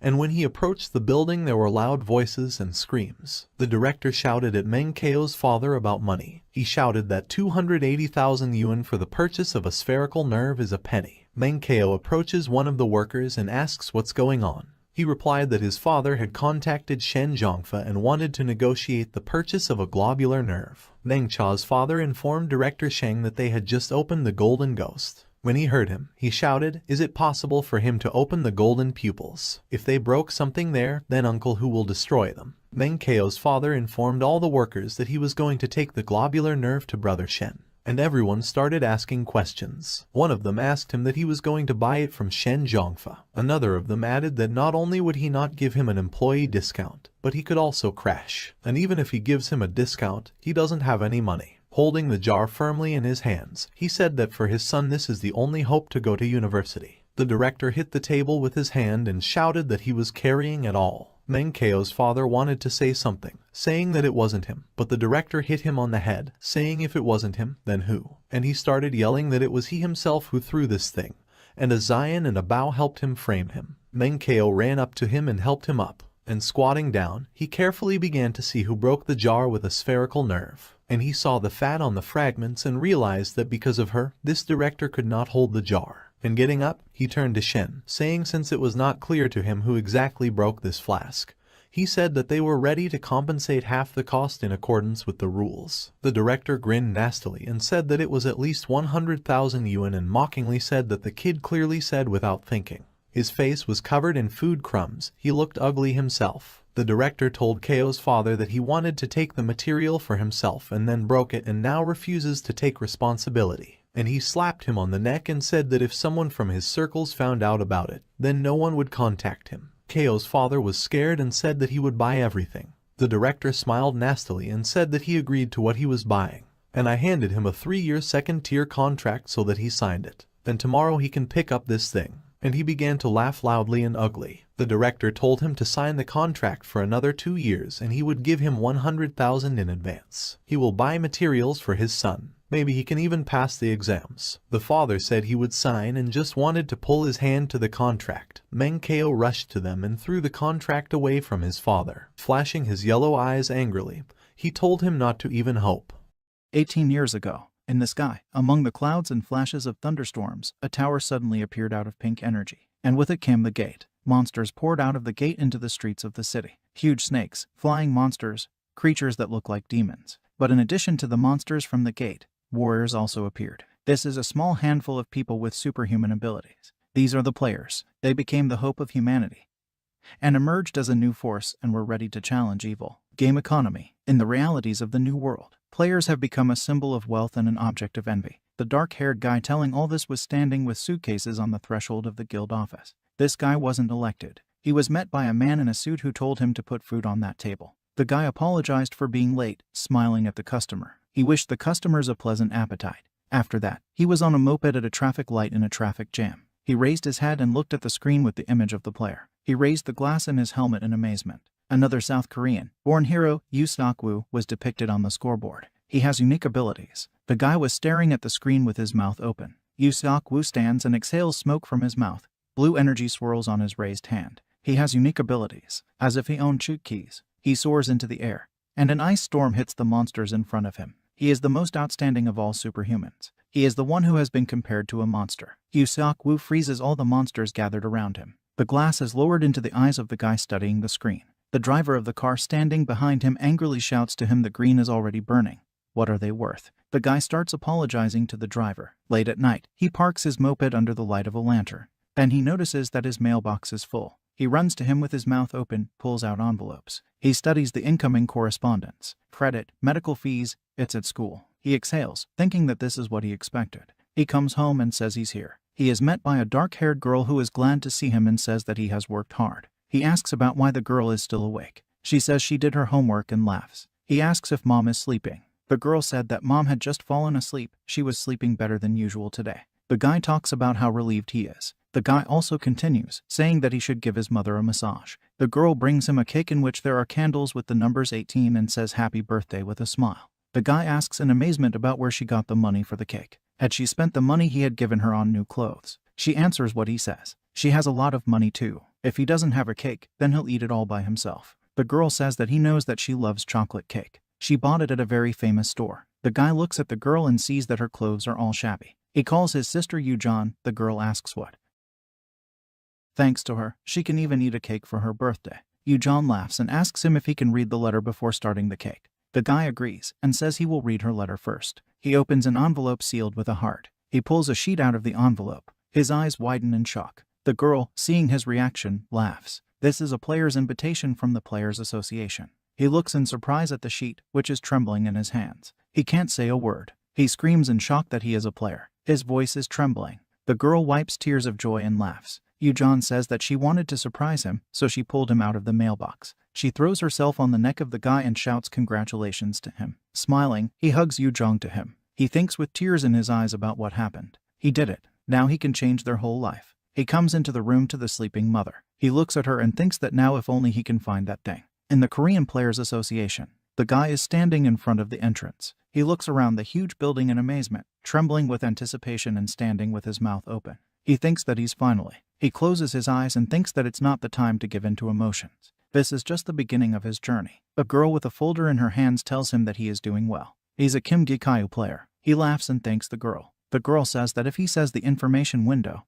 the player's information will appear. She suggests he try to tell. He pronounces the information window. He sees the information window and exclaims wow in amazement. He's a level 1 player, but his unique abilities are questionable. He thinks about what it means. He asks about the question marks opposite the line with unique abilities. The girl opens her eyes wide in amazement. She shouts in a trembling voice to Kim Gi-kyu that she congratulates him. He has unique abilities. Questions mean that they have not yet been identified. Kim Gi-kyu looks at the information window in amazement. He is amazed that this is true. He has unique abilities. He stands and shivers, thinking that he can't stop shaking. The girl raises her fist triumphantly, shouting that this is the owner of unique abilities. Then, with a smile, she tells Kim Gi-kyu to calm down. She continues, saying that his coach will come soon and explain everything in detail. Here someone is wedged into their dialogue. The girl turns around, addressing Mr. Coach that he has already come. But then she realizes that the player in front of her is Yu Seok-woo, and shouts about it with his mouth wide open. Kim Gi-kyu is also shocked to think that the player Yu Seok-woo is standing in front of him. He says that if he is allowed, then he can guide this gentleman. Kim Gi-kyu points at himself in amazement, trembling and asking what it is about him. Yu Seok-woo says yes, he didn't intentionally, but it so happened that he overheard their conversation. Yu Seok-woo says that Kim Gi-kyu has unique abilities. He stands with his eyes wide open in amazement.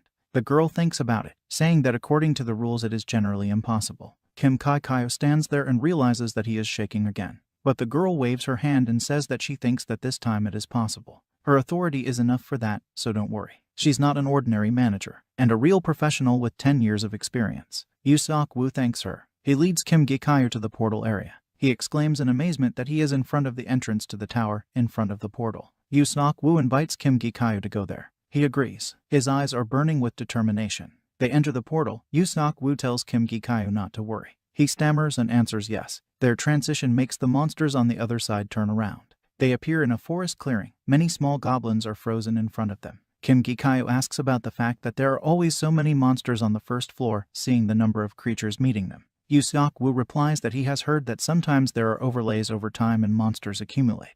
This is also the first time he sees this. Kim Gi-kyu shouts to him in shock that isn't this a huge problem. He pulls out a sword and says that on the contrary it's even better, in which case he will be able to explain everything a little faster. He asks Kim Gi-kyu if he knows about the 100 Goblins test. Kim Gi-kyu replies that the results were plausible enough, but the test was banned because of its danger. Yu Seok-woo says these words are true. This test was aimed at players below the 10th level to identify their abilities.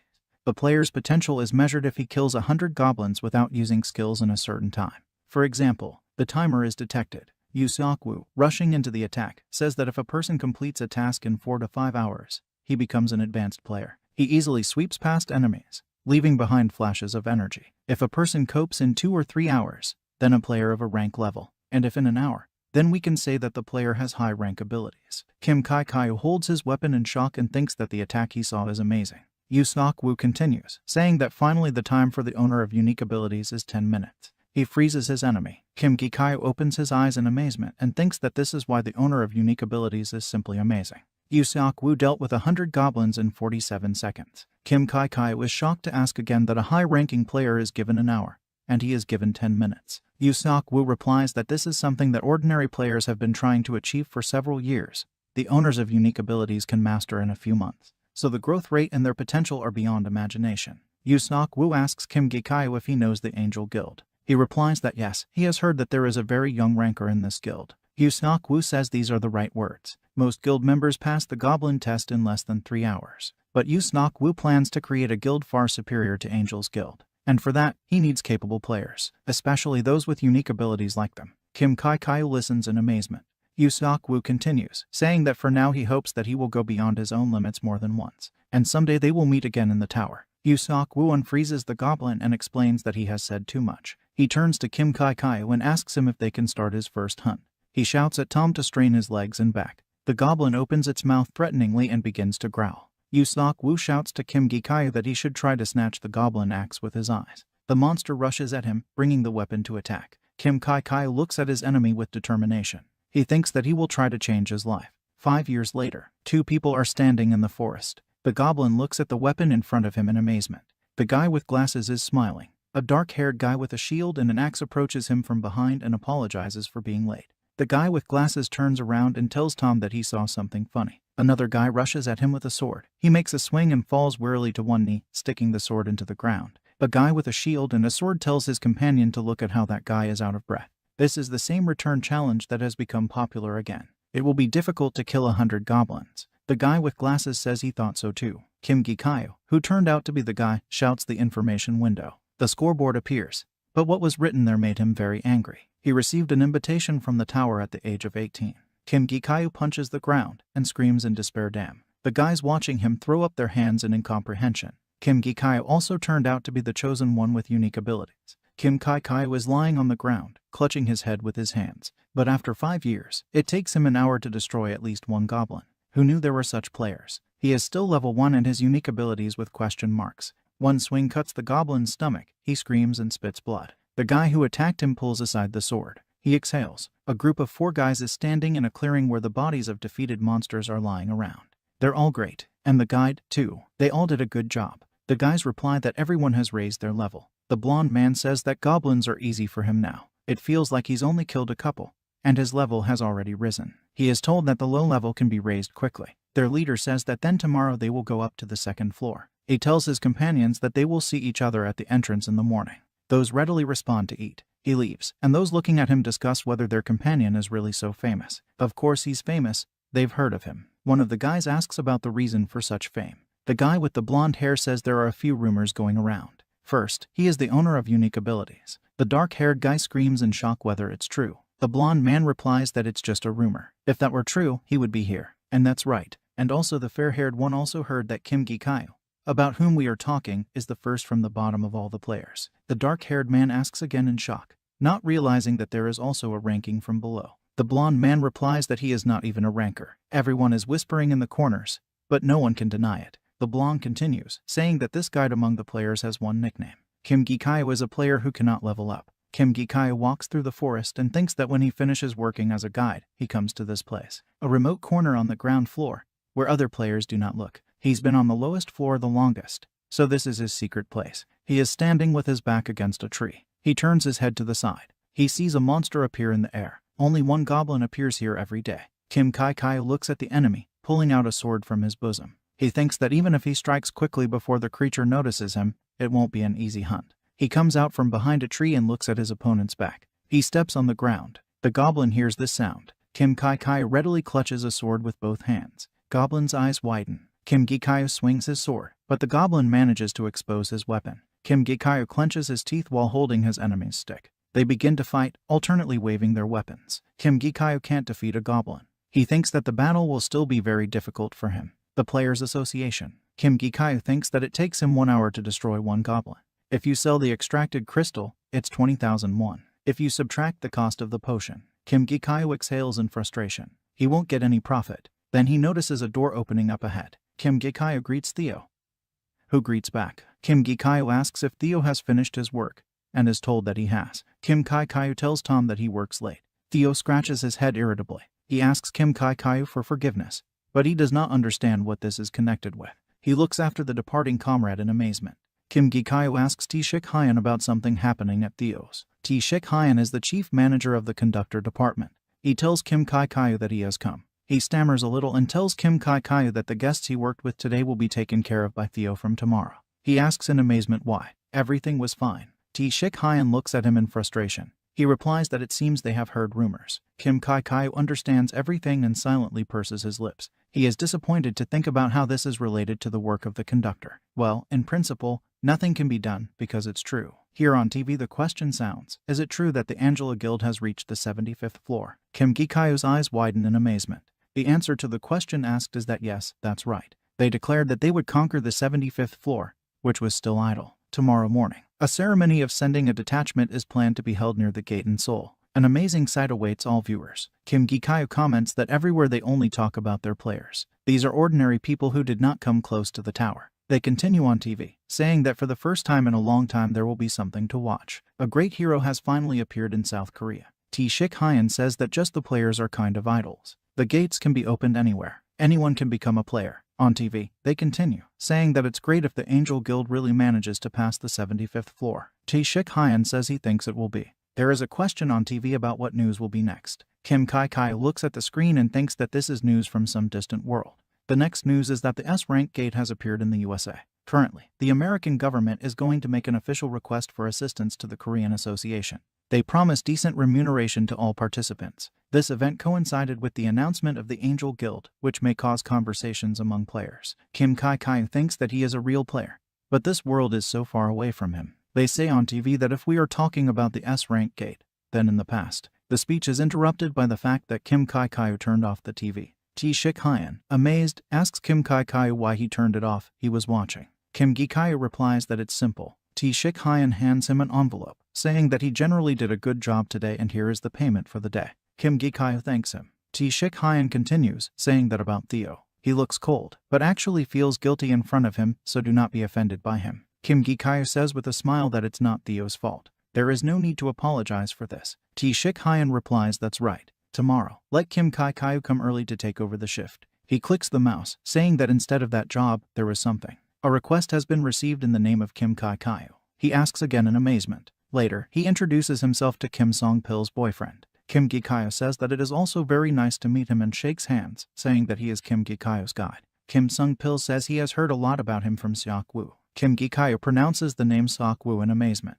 He asks Kim Sung-pil about who he is Seok-woo. Kim Sung-pil replies that they are cousins. Kim Gi-kyo remembers Seok-woo. Kim Gi-kyo asks Kim Song-pil if he is the leader. To begin with, he represents the team members. He says yes. Team members Yoon-hee, Yoon Sung-woo and the only girl, Kim Han-woo, introduce themselves. They greet Kim Gi-kyo. He tells them that they probably already know that they need 5 days, starting today, to pass the training floor. Kim Gi-kyo says he believes that each of the team has spent enough time preparing for this. He would explain everything else to them along the way. Later in the evening, when the sun has almost set, Kim Gi-kyo says that's enough for today. He will prepare a halt. Kim Han-woo asks him if he needs help. Kim Gi-kyo replies to her that no, don't. If they have already set up tents, they can rest. Everyone praises the food prepared by Kim Gi-kyo, saying that the smell is excellent and the dish is very tasty. He says there's still a little bit left before they're ready. They can sit down. Yoon-hee sits down and turns to Kim Gi-kyo, asking if it's true that his level is not rising. Kim Sung-pil shouts at him sternly, saying that such a question is not tactful. He replies with a smile that it is true. He says to ask if something is curious, but the players do not dare to do it. Kim Gi-kyo puts food in bowls, asking about how they are hunting today. The team responds that it wasn't as difficult as they thought. Only a few scratches remained. Wounds can still be cured with a potion. Kim Gi-kyo says that the goblins of the first floor have bad weapons, and their movements are very noticeable. He continues by saying that players can consider it a training session before the upcoming battles. They should continue to always keep their eyes open and raise their level. Then they will succeed, unless they meet the keeper. In response, he is asked about the guardian. This is the patron spirit that is on every floor. The boss is a monster that is hunted by entire guilds or large teams. In other words, a strong monster that is the keeper of the gate. Kim Gi-kyo says that you can get a lot of experience points and good items, but the keepers are dangerous. Low-level players will not be able to cope with such alone. The team listens to him in amazement. Kim Gi-kyo, seeing their reaction, laughingly tells them not to be too scared. They monitor the regeneration cycle. In addition, there is a guild specializing in hunting, and the keepers of the lower floors can be quickly destroyed. On the contrary, it is sometimes even difficult to meet him. The 4th floor of the tower, the border zone of the forest. The monster runs away, but the creature stumbles over a rock and falls. The goblin turns around in fright, looking at his pursuer. He is trembling with fear. The goblin is dealt with in a couple of seconds. A huge orc devours its victim. Its eyes are burning with fire, smoke is pouring out of its mouth. Training day 2, the 2nd floor of the tower. The orc was already waiting for them. He was big and the person keeping the diary was a little scared. But the orc moved slower than the goblins, so it was not so difficult to defeat him. Day 3, 3rd floor. A crowd of goblins and orcs appeared. They won't be able to become normal allies anyway. The idea of the guide to ignite a battle between them over some stone was simply amazing. Also, thanks to him, it was possible to easily and safely increase your level. Now he understands why Seok-woo recommended Kim Gi-kyo so strongly. The same one notices that Kim Sung-pil is busy with something and asks about what. He replies that he is writing a diary. After receiving the invitation, he writes it every day. Who knows, maybe he will become a ranker and write an autobiography. Kim Gi-kyo laughingly replies that he understood everything. They only have to hold out for tomorrow.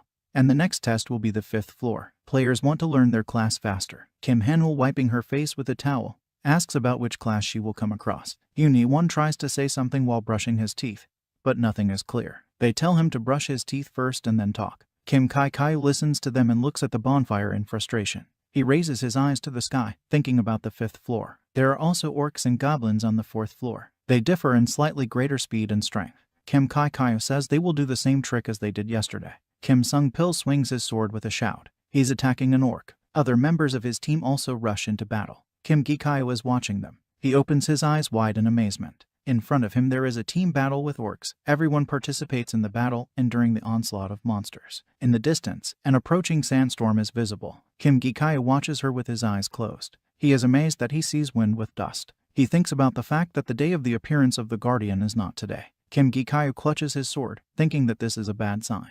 He shouts to the team that it's time for everyone to take cover. They need to finish faster. During the long life of a guide, Kim Gi-kyo realized one thing. He grabs the bag, thinking that real learning is not a game. Kim Gikayo turns around in amazement, hearing a heart-rending scream. Hyun-won holds onto his injured knee, screaming in pain. An orc approaches him with a growl, raising a club. Kim Sung-pil calls his friend. The slightest inattention. The orc in front of Hyun-won is struck down with a single blow to the neck.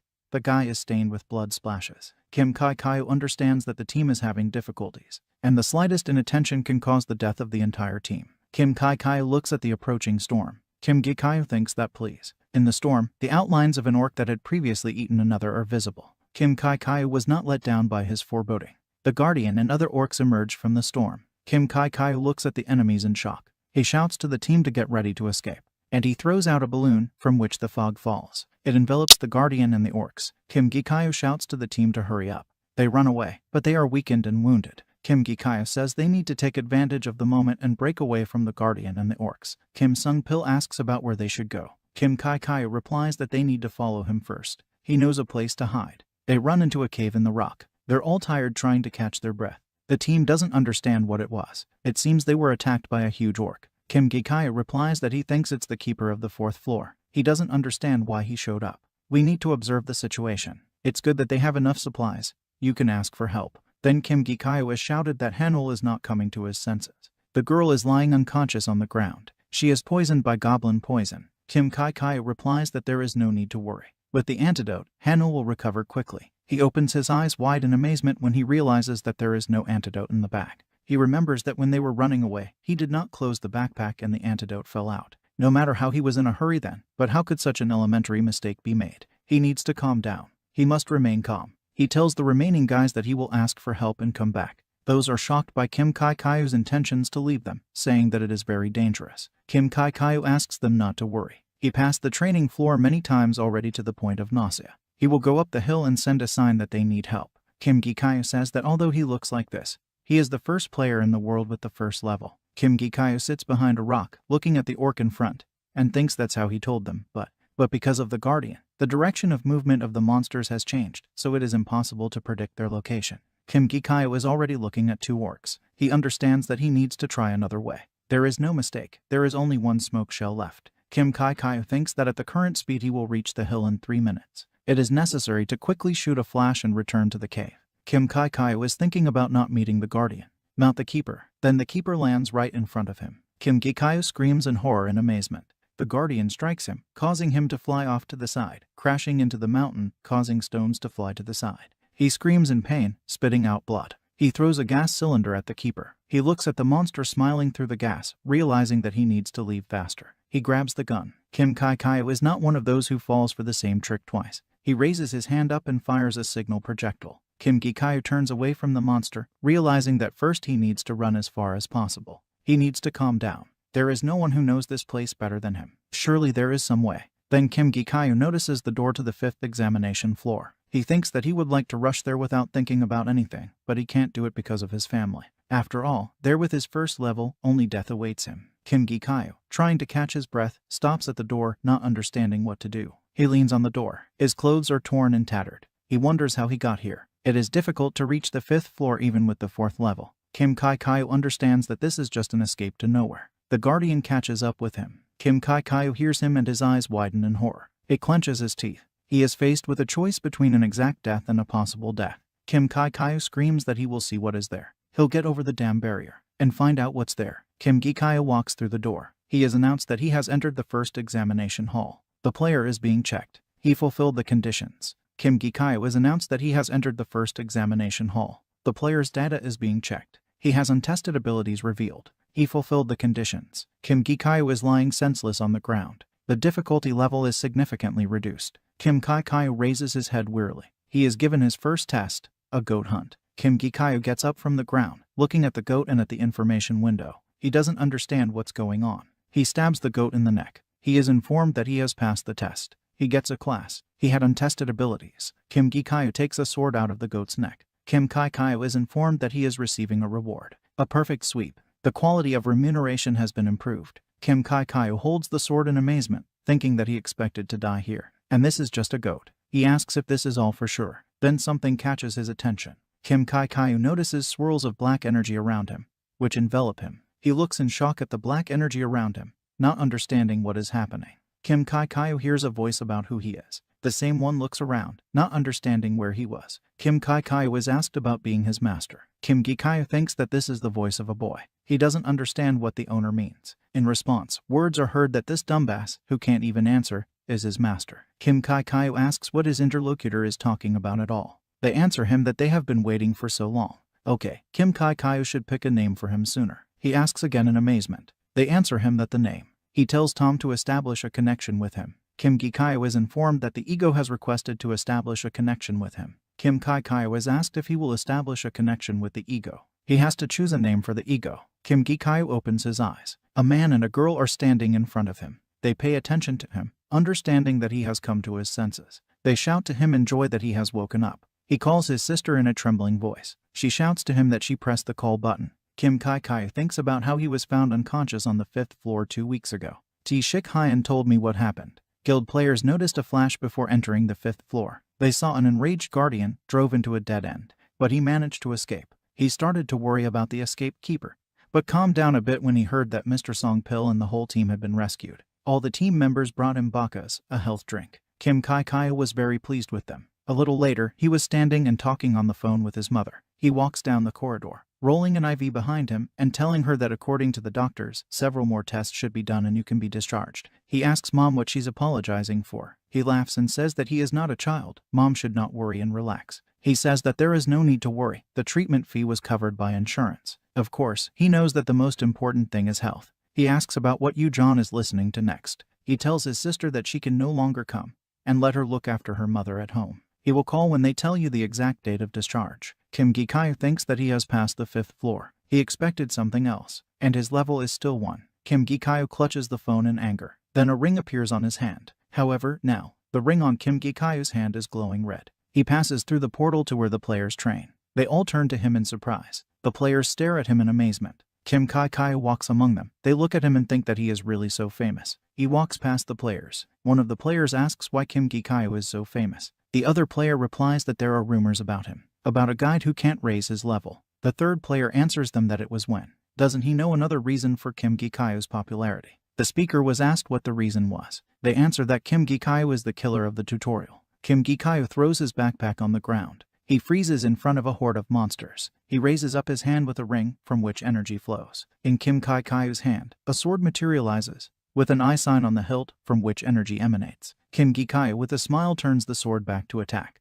He takes off briskly, shocking all the monsters, and easily destroys them in a matter of seconds. A red stream of light emanates from the sword in his hands. Kim Gi-Kyo continues to smash the monsters one by one. He wonders that his sword needs to choose a name. Kim Gi-Kyo names him Lu. The sword likes his name. Kim Gi-Kyo easily deals with all the goblins, of which there were at least several dozen. An information window appears in front of him, on which it is written that his level is 1. Class, Ego Partner. Unique abilities, Communication, Skills, Fusion. 7th level Lu. Strength 18, Dexterity 18, Physical Strength 7, Magical Powers 7, Skills, Transformation into an Accessory. Lu's level increases to 8 after the battle. Kim Gi-Kyo says looking at his bag filled to the top with crystals, and says that it seems only yesterday he was trembling at the sight of orcs, and now he is collecting all these crystals. He asks Lu if he's right. His snake-shaped ring begins to glow red. A month ago, Kim Gi-Kyo studies the information window on which it is written that his level is 1. Class, Ego Partner. Unique abilities, Communication, Skills, Fusion. He understands that he is the partner of the ego. Kim Kai-Kyo happily realizes that it was not a dream.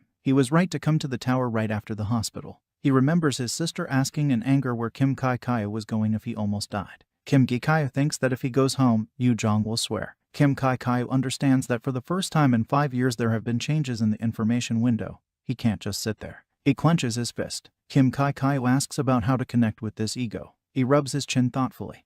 Then some idea comes to him. He begins to wave his arms convulsively, and stretching out his brush shouts a connection. But nothing happens. Kim Kai-Kyo notices that his shoelace is untied. He sits down on the ground, and holding his head in his hands, says that he is too excited. It's good that no one is here. Oh, what a shame. He wonders how to use it. He definitely gave the arrogant voice the name Lu. There is a red flash, and a balloon appears in the air in front of Kim Kai-Kyo, informing him that he has summoned the disembodied ego of Lu. Kim Gi-Kyo exclaims in amazement that the ball answers him that Lu has no shape yet. Kim Kai-Kyo shouts that he has succeeded. Lu says that due to the player's lack of skills, Lu's form will be chosen randomly. To create an external shape, Lu randomly absorbs materials. Kim Kai-Kaiu asks again about what is going on. He looks at the wind rising around him, asking what it means. Here strong gusts of wind rush to Lu. Kim Gi-Kaiu doesn't understand what's going on. Kim Gi-Kaiu's backpack also rushes towards the sphere, but Kim Gi-Kaiu holds it tightly. He can't miss the backpack. There are 5 pieces of contents there. Kim Gi-Kaiu shouts at Lu to wait, saying that this is not allowed. Meanwhile, the sphere continues to absorb various materials. With Kim Gi-Kaiu, all his clothes fly into the sphere. He tries to hold his remaining underpants with both hands. But then the wind died down. Kim Gi-Kaiu asks in amazement if it's over. The ball at the same time shimmers with different colors. Red energy is pouring around him. A huge red vortex is rushing into the sky. Kim Kai-Kaiu covers her eyes with her hand, protecting them from the light. But then he opens them in amazement. A sword hangs in the air, with the emblem of the eye on the hilt. Kim Kai-Kaiu picked up a wool blanket. He asks the sword that he is Lu. The weapon responds that it is true, and why he repeats the same thing like a dumbass. Kim Kai-Kaiu asks himself to endure the taunts of the sword. He asks what the ego is. Kim Gi-Kaiu suggests that this is something like a soul. Lu replies that it is wrong. Kim Gi-Kaiu asks about what then. He takes the sword. Lu says he doesn't know, and he asks that Kim Gi-Kaiu will grope him like that. Kim Kai-Kaiu closes her eyes wearily. He asks Lu if he can move himself. He replies that he can't yet, but most likely later. Kim Kai-Kaiu asks Lu if he can break the connection himself and change the owner. Lu replies that only the owner has a choice. The ego can't do that. Kim Gi-Kaiu says that then he has the following question. Will Lu be able to hurt him when he moves himself? Lu replies that he can attack. But if Kim Kai-Kaiu dies, then the ego associated with him will die, so in practice this is impossible. Kim Kai-Kaiu says that then he has one last question. Does Lu feel pain too? He answers, which is natural. He is a perfect ego, so he has all the emotions, and if you set him up, then feelings. Here, an information window appears in front of Kim Kai-Kaiu, asking if he wants to turn on Lu's pain sensations. Kim Gi-Kaiu replies that manners make a person. He attacks the orc with the help of Lu, and kills him. Lu absorbs the blood of an orc. He increases his level and his stats. Kim Gi-Kaiu tells Lu that if you think about it, he's been wandering for a long time. He asks Lu if he's bored. Lu replies with a laugh that it's a shame to remember this. He still thinks about those times. Kim Gi-Kaiu is amazed and asks Lu what. He says in a trembling voice that there is a good aura. He is glad that his master has such a good aura. Kim Kai-Kaiu says his backpack is already full and that's enough for today. Lu tells the owner that it's so nice here. He replies that next time they will not go to the tower, but beyond the gate. Kim Kai-Kaiu is told that it is not worth going beyond the gate yet. He asks why. Shik-Hyen tells him that 4 American rankers died there recently. They thought that there was an F-rank gate, but it turned out to be C-rank. Recently, rescuers are increasingly discovering strange gates. This has not happened in 23 years. It started only a month ago. Kim Kai-Kaiu thinks about the fact that a month ago he just met Lu, but he considers it a coincidence and calmly sips from the glass. Shik-Hyen tells him that he asks him never to go there at all. It's just better to avoid this place while it's dangerous there. He understands his feelings, because now Kim Gi-Kaiu can use his unique abilities, but he should be patient a little. He thanks Hyen. Shik-Hyen tells Tom that he is doing well today and can go home. He calls Kim Gi-Kaiu the killer of the tutorial. He asks him not to call him that. Pure crystals, special items, rewards for passing. You can earn more money behind the gate than in the tower. Kim Gi-Kaiu thinks that Shik-Hyen is stopping him, but he can't do it any other way because of the loan debt. Kim Gi-Kaiu is studying job vacancies, thinking that it is all the more unlikely that he will run into a special gate. What can happen to him? He clicks on the vacancy and makes a call. Kim Kai-Kaiu meets with Ha Sung-soo, who introduces himself to him as the leader of the team. He asks Kim Kai-Kaiu if this is the first time he will hunt for the gate. He replies that yes, but he's still learning strategy and stuff. Ha Sung-soo hands Kim Kai-Kaiu a contract. He says that it specifies the division of production. The fine, in general, the standard content. Equipment is determined by lot. Ha Sung-soo continues by saying that the place is Guri Station. Kim Kai-Kaiu should come the day after tomorrow at 2 o'clock. Naturally, you cannot be late. There are 2 types of gates. Disposable gates that disappear after they are clean, and a continuous gate in which you can hunt again and again. Unlike one-time gates, there is not so much reward in continuous ones, but they already know the strategy of capture, so many go there because of lower risks. If the team has finished checking the equipment, then it's time to go. People are moving out. Kim Gi-Kaiu is among the other players. He looks at others and realizes that everything that is happening looks like they are uncomfortable. Maybe they also came by the ad, like him. He looks back at the guy and the girl walking behind, who are talking to each other. He understands that these 2 are already familiar. The guy feels something here. He raises his hand and tells the others to wait. A sound comes from the darkness ahead. The guy who stopped them pulls out the arrows and says they're coming. A huge crowd of monsters, with red burning eyes, similar to zombies, is running at them from the darkness.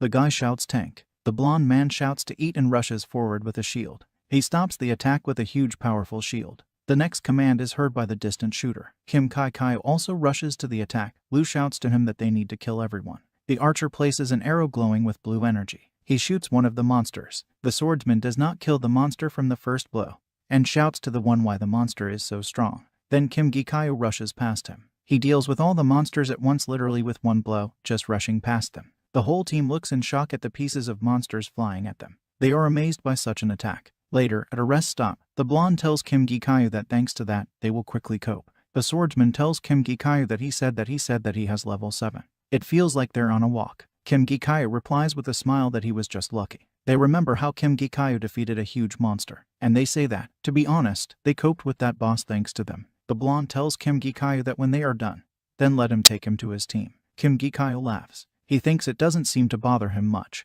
but still, behaving like this in front of the leader is a little not nice. He looks at their leader, the archer and the girl. The blonde and the swordsman continue to thank and praise Kim Gikayo. The archer interrupts them, saying that they need to move out slowly. Kim Gikayo is thinking about whether Lu is ready. He replies to the owner that zombie blood is not tasty. He asks Lu to be patient, soon there will be a boss room. The blonde looks at Kim Gikayo. He starts whispering something in the swordsman's ear. They're both smiling. The whole team ends up in front of the boss room. Kim Gikayo looks at the huge iron bars and thinks that they are needed to imprison the boss monster. The archer tells the team that he will tell the team how they will attack the keeper of the Talon Gate.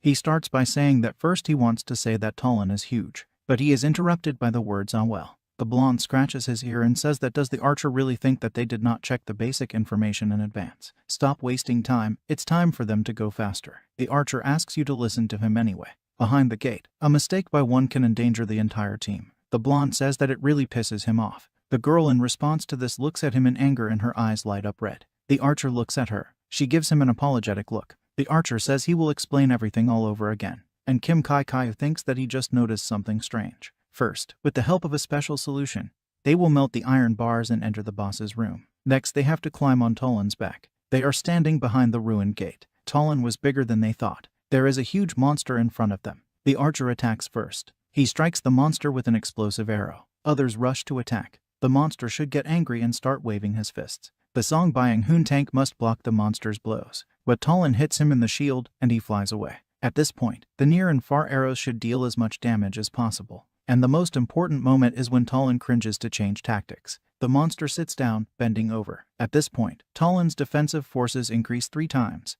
and he is no longer affected by blows. But with such an attack power as Kim Gikayo's, it is possible to inflict damage. He jumps, raising his sword to attack. He is informed that the degree of fusion with Lu is increasing. Now he can use Lu's power more effectively. He is struck, but strikes the monster. They destroyed the keeper of the Talon Gate. He gets experience points. His team stands in shock with their mouths open. He gets the skill Cannibalism, restoring physical strength by eating a corpse. Someone shouts admiringly that Kim Gikayo destroyed Talon with a single blow. Tank Song Byung-hoon asks him to give him a number.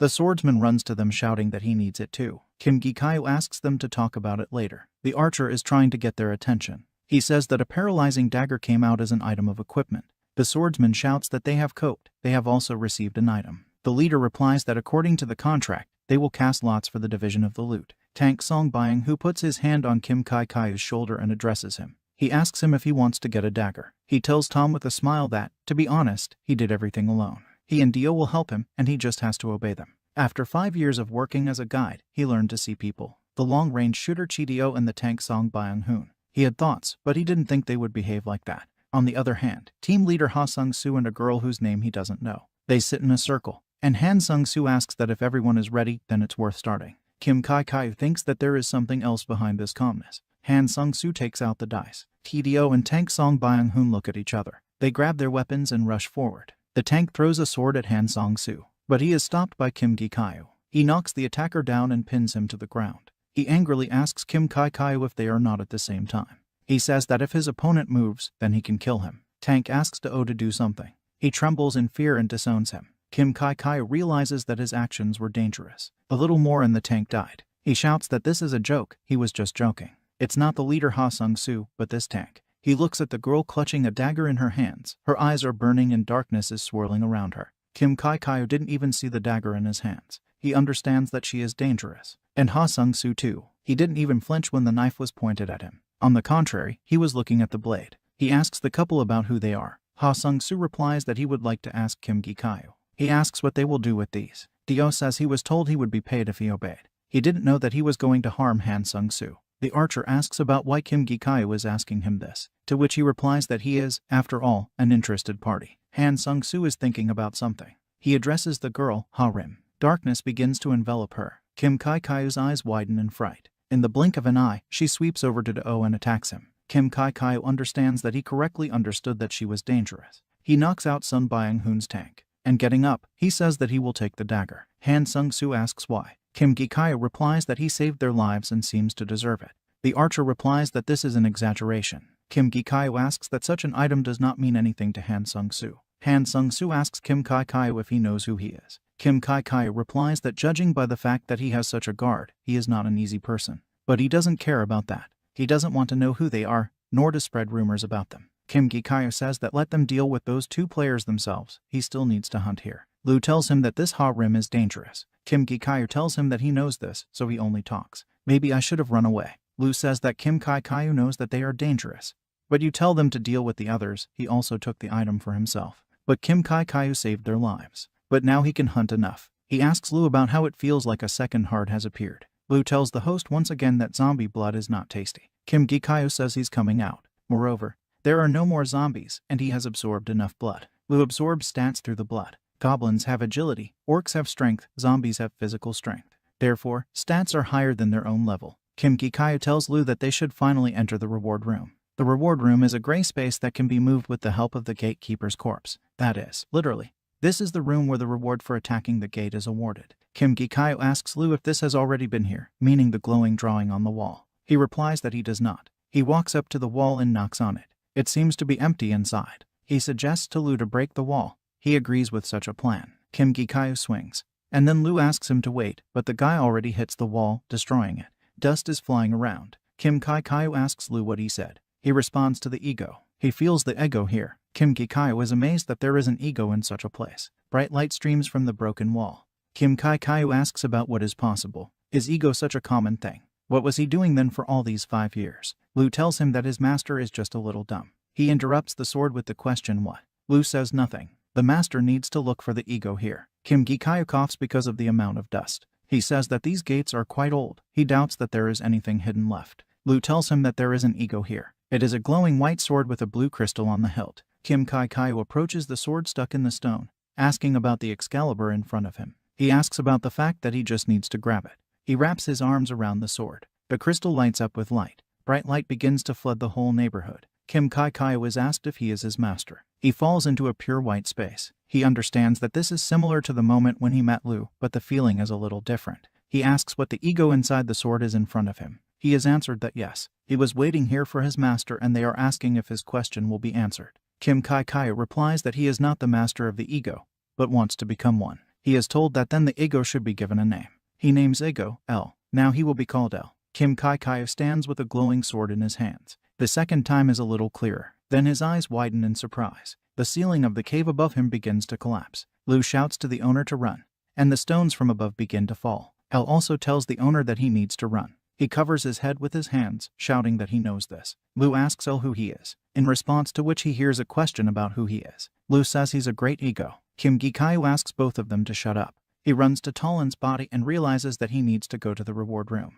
Then Kim Gi-kyu realizes that the floor is also beginning to collapse. He runs with all possible speed to the body of the keeper of the gate and puts his hand forward. He is asked if he wants to move to the reward room. He screams faster. Then Kim Gi-kyu notices a huge fiery eye standing in front of the portal. People are discussing that the continuous gate has disappeared. This is unprecedented. The reason is unknown. The appearance of unusual gates and mysterious incidents caused great controversy. Kim Gi-kyu is thinking about whether it's good or bad, but he was above suspicion since they disappeared some time after his exit from there. Reward for completing 30 purple crystals and a guardian amulet.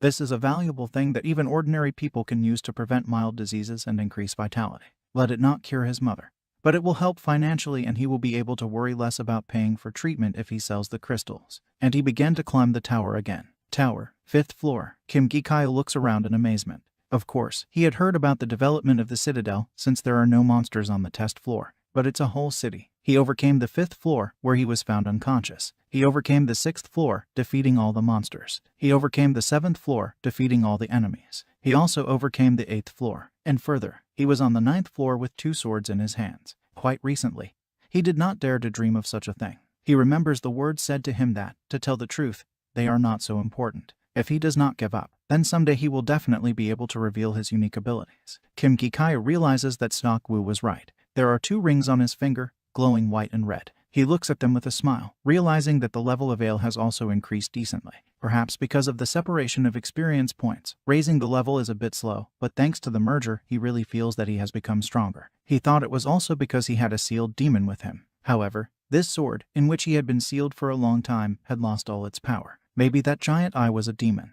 Kim Gi-kyo realized that the stronger the ego, the stronger he is. He studies the information window with the characteristics of L. He's level 8. Kim Gi-kyo realizes that he needs to find another ego. Lu asks about what is where to look. Kim Gi-kyo replies that he knows a place. Auction of items. From the podium, a man shouts about what has been sold for 170 million won. Kim Gi-kyo asks Lu if he feels anything. He says no. Ale doesn't feel anything either. Kim Gi-kyo thinks it's logical. Ego is not often found. And then they announce the last lot for today. The main item of today's auction is a bracelet of wounds. This is the very thing that dramatically increases the recovery rate. Lu and El say it's ego. Kim Gi-kyo is asked again in amazement. In the evening, Kim Gi-kyo walks through the streets of the city. He says he didn't know that the auction was such a difficult thing.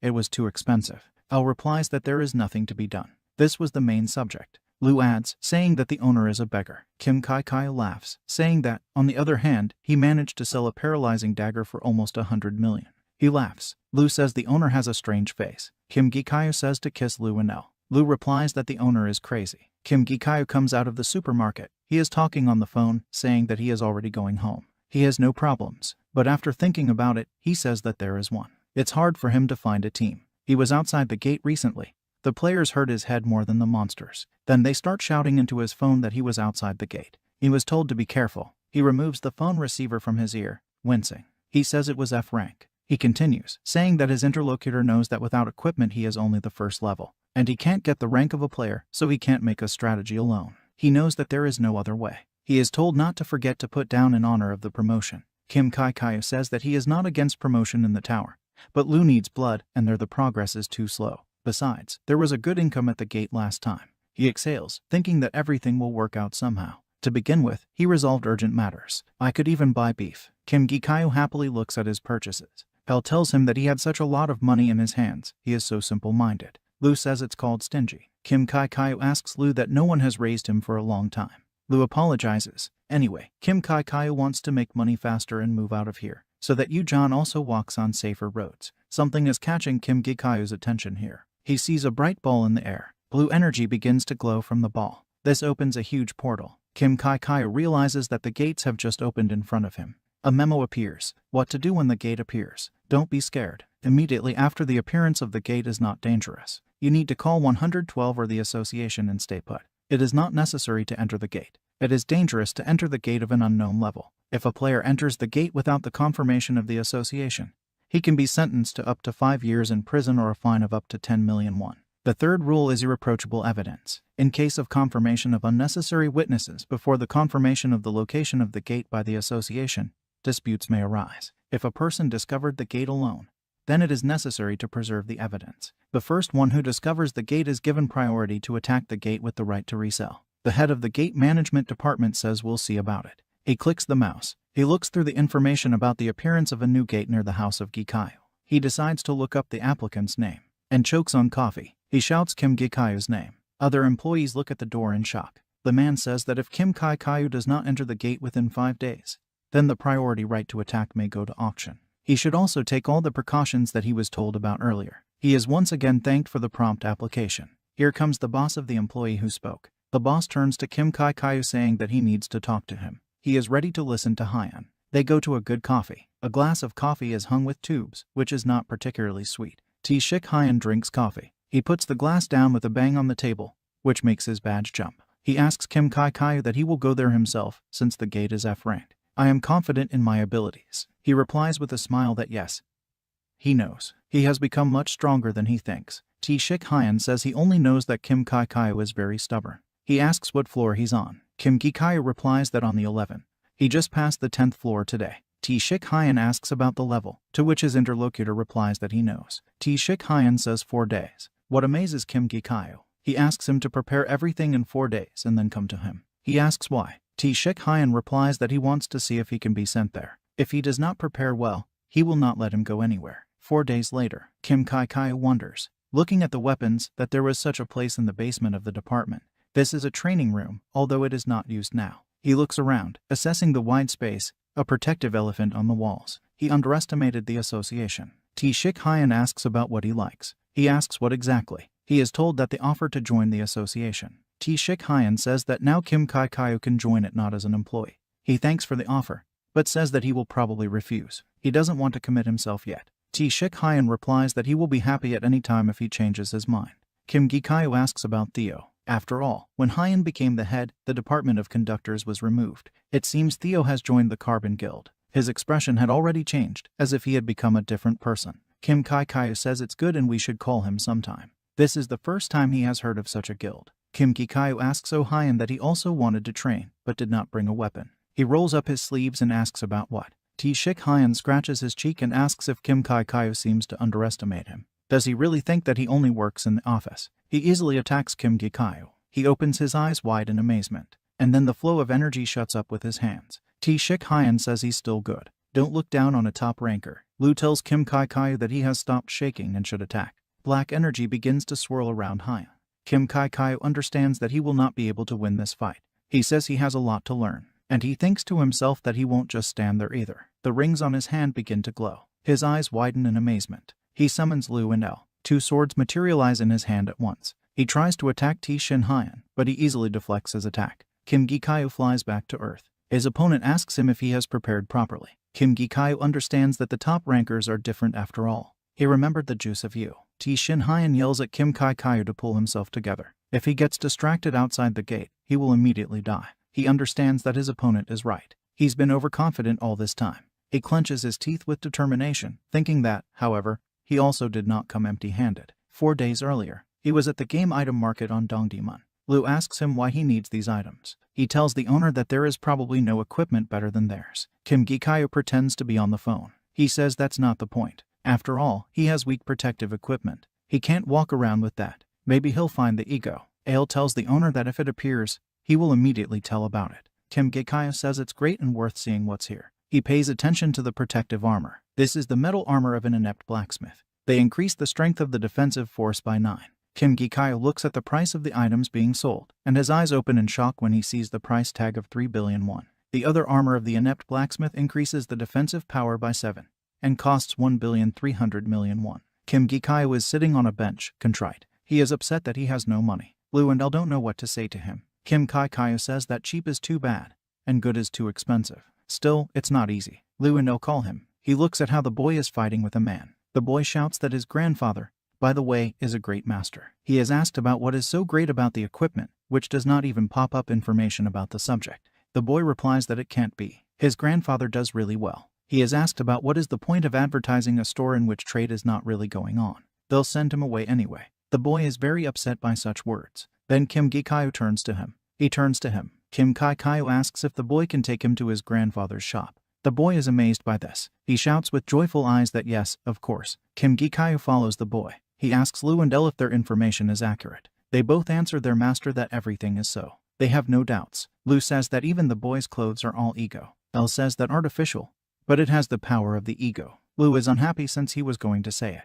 The boy opens the door, joyfully shouting grandfather, informing Tom that he has brought a visitor. The grandfather replies to his grandson Mijissou that he told him not to bring anyone. Mijissou says he wants everyone to know what an amazing grandfather he has. Grandfather tells Tom that his grandson has a lot of beautiful clothes. Why he wears his name. If his father sees him, he will punish him. Kim Gi-kyu understands that there is a smell of good objects here. Lu is amazed. El says that everything, all that is in this shop is ego. El says he can't be like a human. Lu says it's all just habs.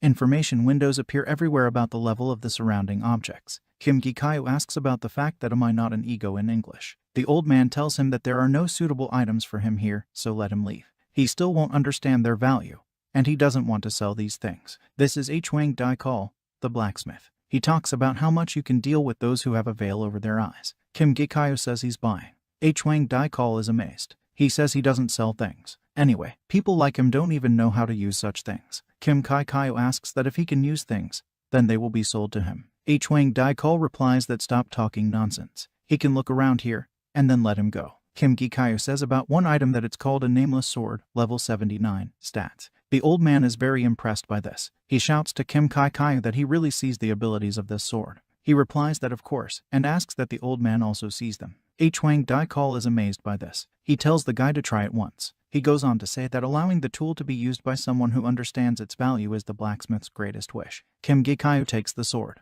He tells the weapon that his name is now the point. Hwang Daikal is in shock. His grandson is also amazed. Kim Gikayo silently looks at the sword. He is upset. Al says it seems the sword didn't like the name. Kim Kaikayo asks about why when he returns the weapon to its place. The action returns to the training room. Kim Kaikayo stands with a gun in his hands in front of T Shinhan. His eyes light up red. He quickly rushes into the attack. Streams of energy emanate from El and Lu, leaving light behind. Kim Kaikayo approaches his opponent. He swings for a blow. His opponent easily repels the attack. He shouts to Kim Kaikayo that he sees a hesitation on the edge of the sword. He needs to use all his strength and aim at vital organs. Does Kim Gikayo think he can scratch him like that? He understands that his opponent is a former top ranker. He needs to concentrate. He lunges again, trying to hit Lu. Then he makes a swing ale. Over and over again, Kim Kaikayo repeats his attempts to hurt T Shinhan. But no matter how much he tries, his opponent from time to time gets away from the attack. Then Kim Kaikayo notices his opponent's fist, which is rushing in his direction. Kim Kaikayo stands with his sword raised and looks at the attack being prepared against him. Kim Kaikayo looks at the thing in his hands, not understanding why it is not possible to establish a connection. It's like an ego in front of him. Lu tells him that these subjects are secondary. In addition, the ego is very picky in choosing a host. Lu continues, saying that he and El had no other choice, but do not think that this is the case with everyone. El says he likes the owner. Kim Gikayo decides to take the next item, saying he will try again. Lu asks him to drop the case. He names the next item with the name Brunhart. A bright light appears here. He receives a notification that he has established a connection with Ego Brunhart. Kim Gikayo happily shouts that he has succeeded. There is also a notification that he lacks the ability to communicate as a partner, so he cannot use all of Brunhart's abilities. Most of his abilities are lost. Level 7 Brunhart. He is level 7, Strength 15, Agility 3, Physical Strength 40, Magical Powers 6, Skills, Transformation into Accessories, Reflection, Defense Power 12. T Shinhan attacks Kim Gikayo. Brunhart reflects the accumulated damage. Kim Gikayo flies away in amazement.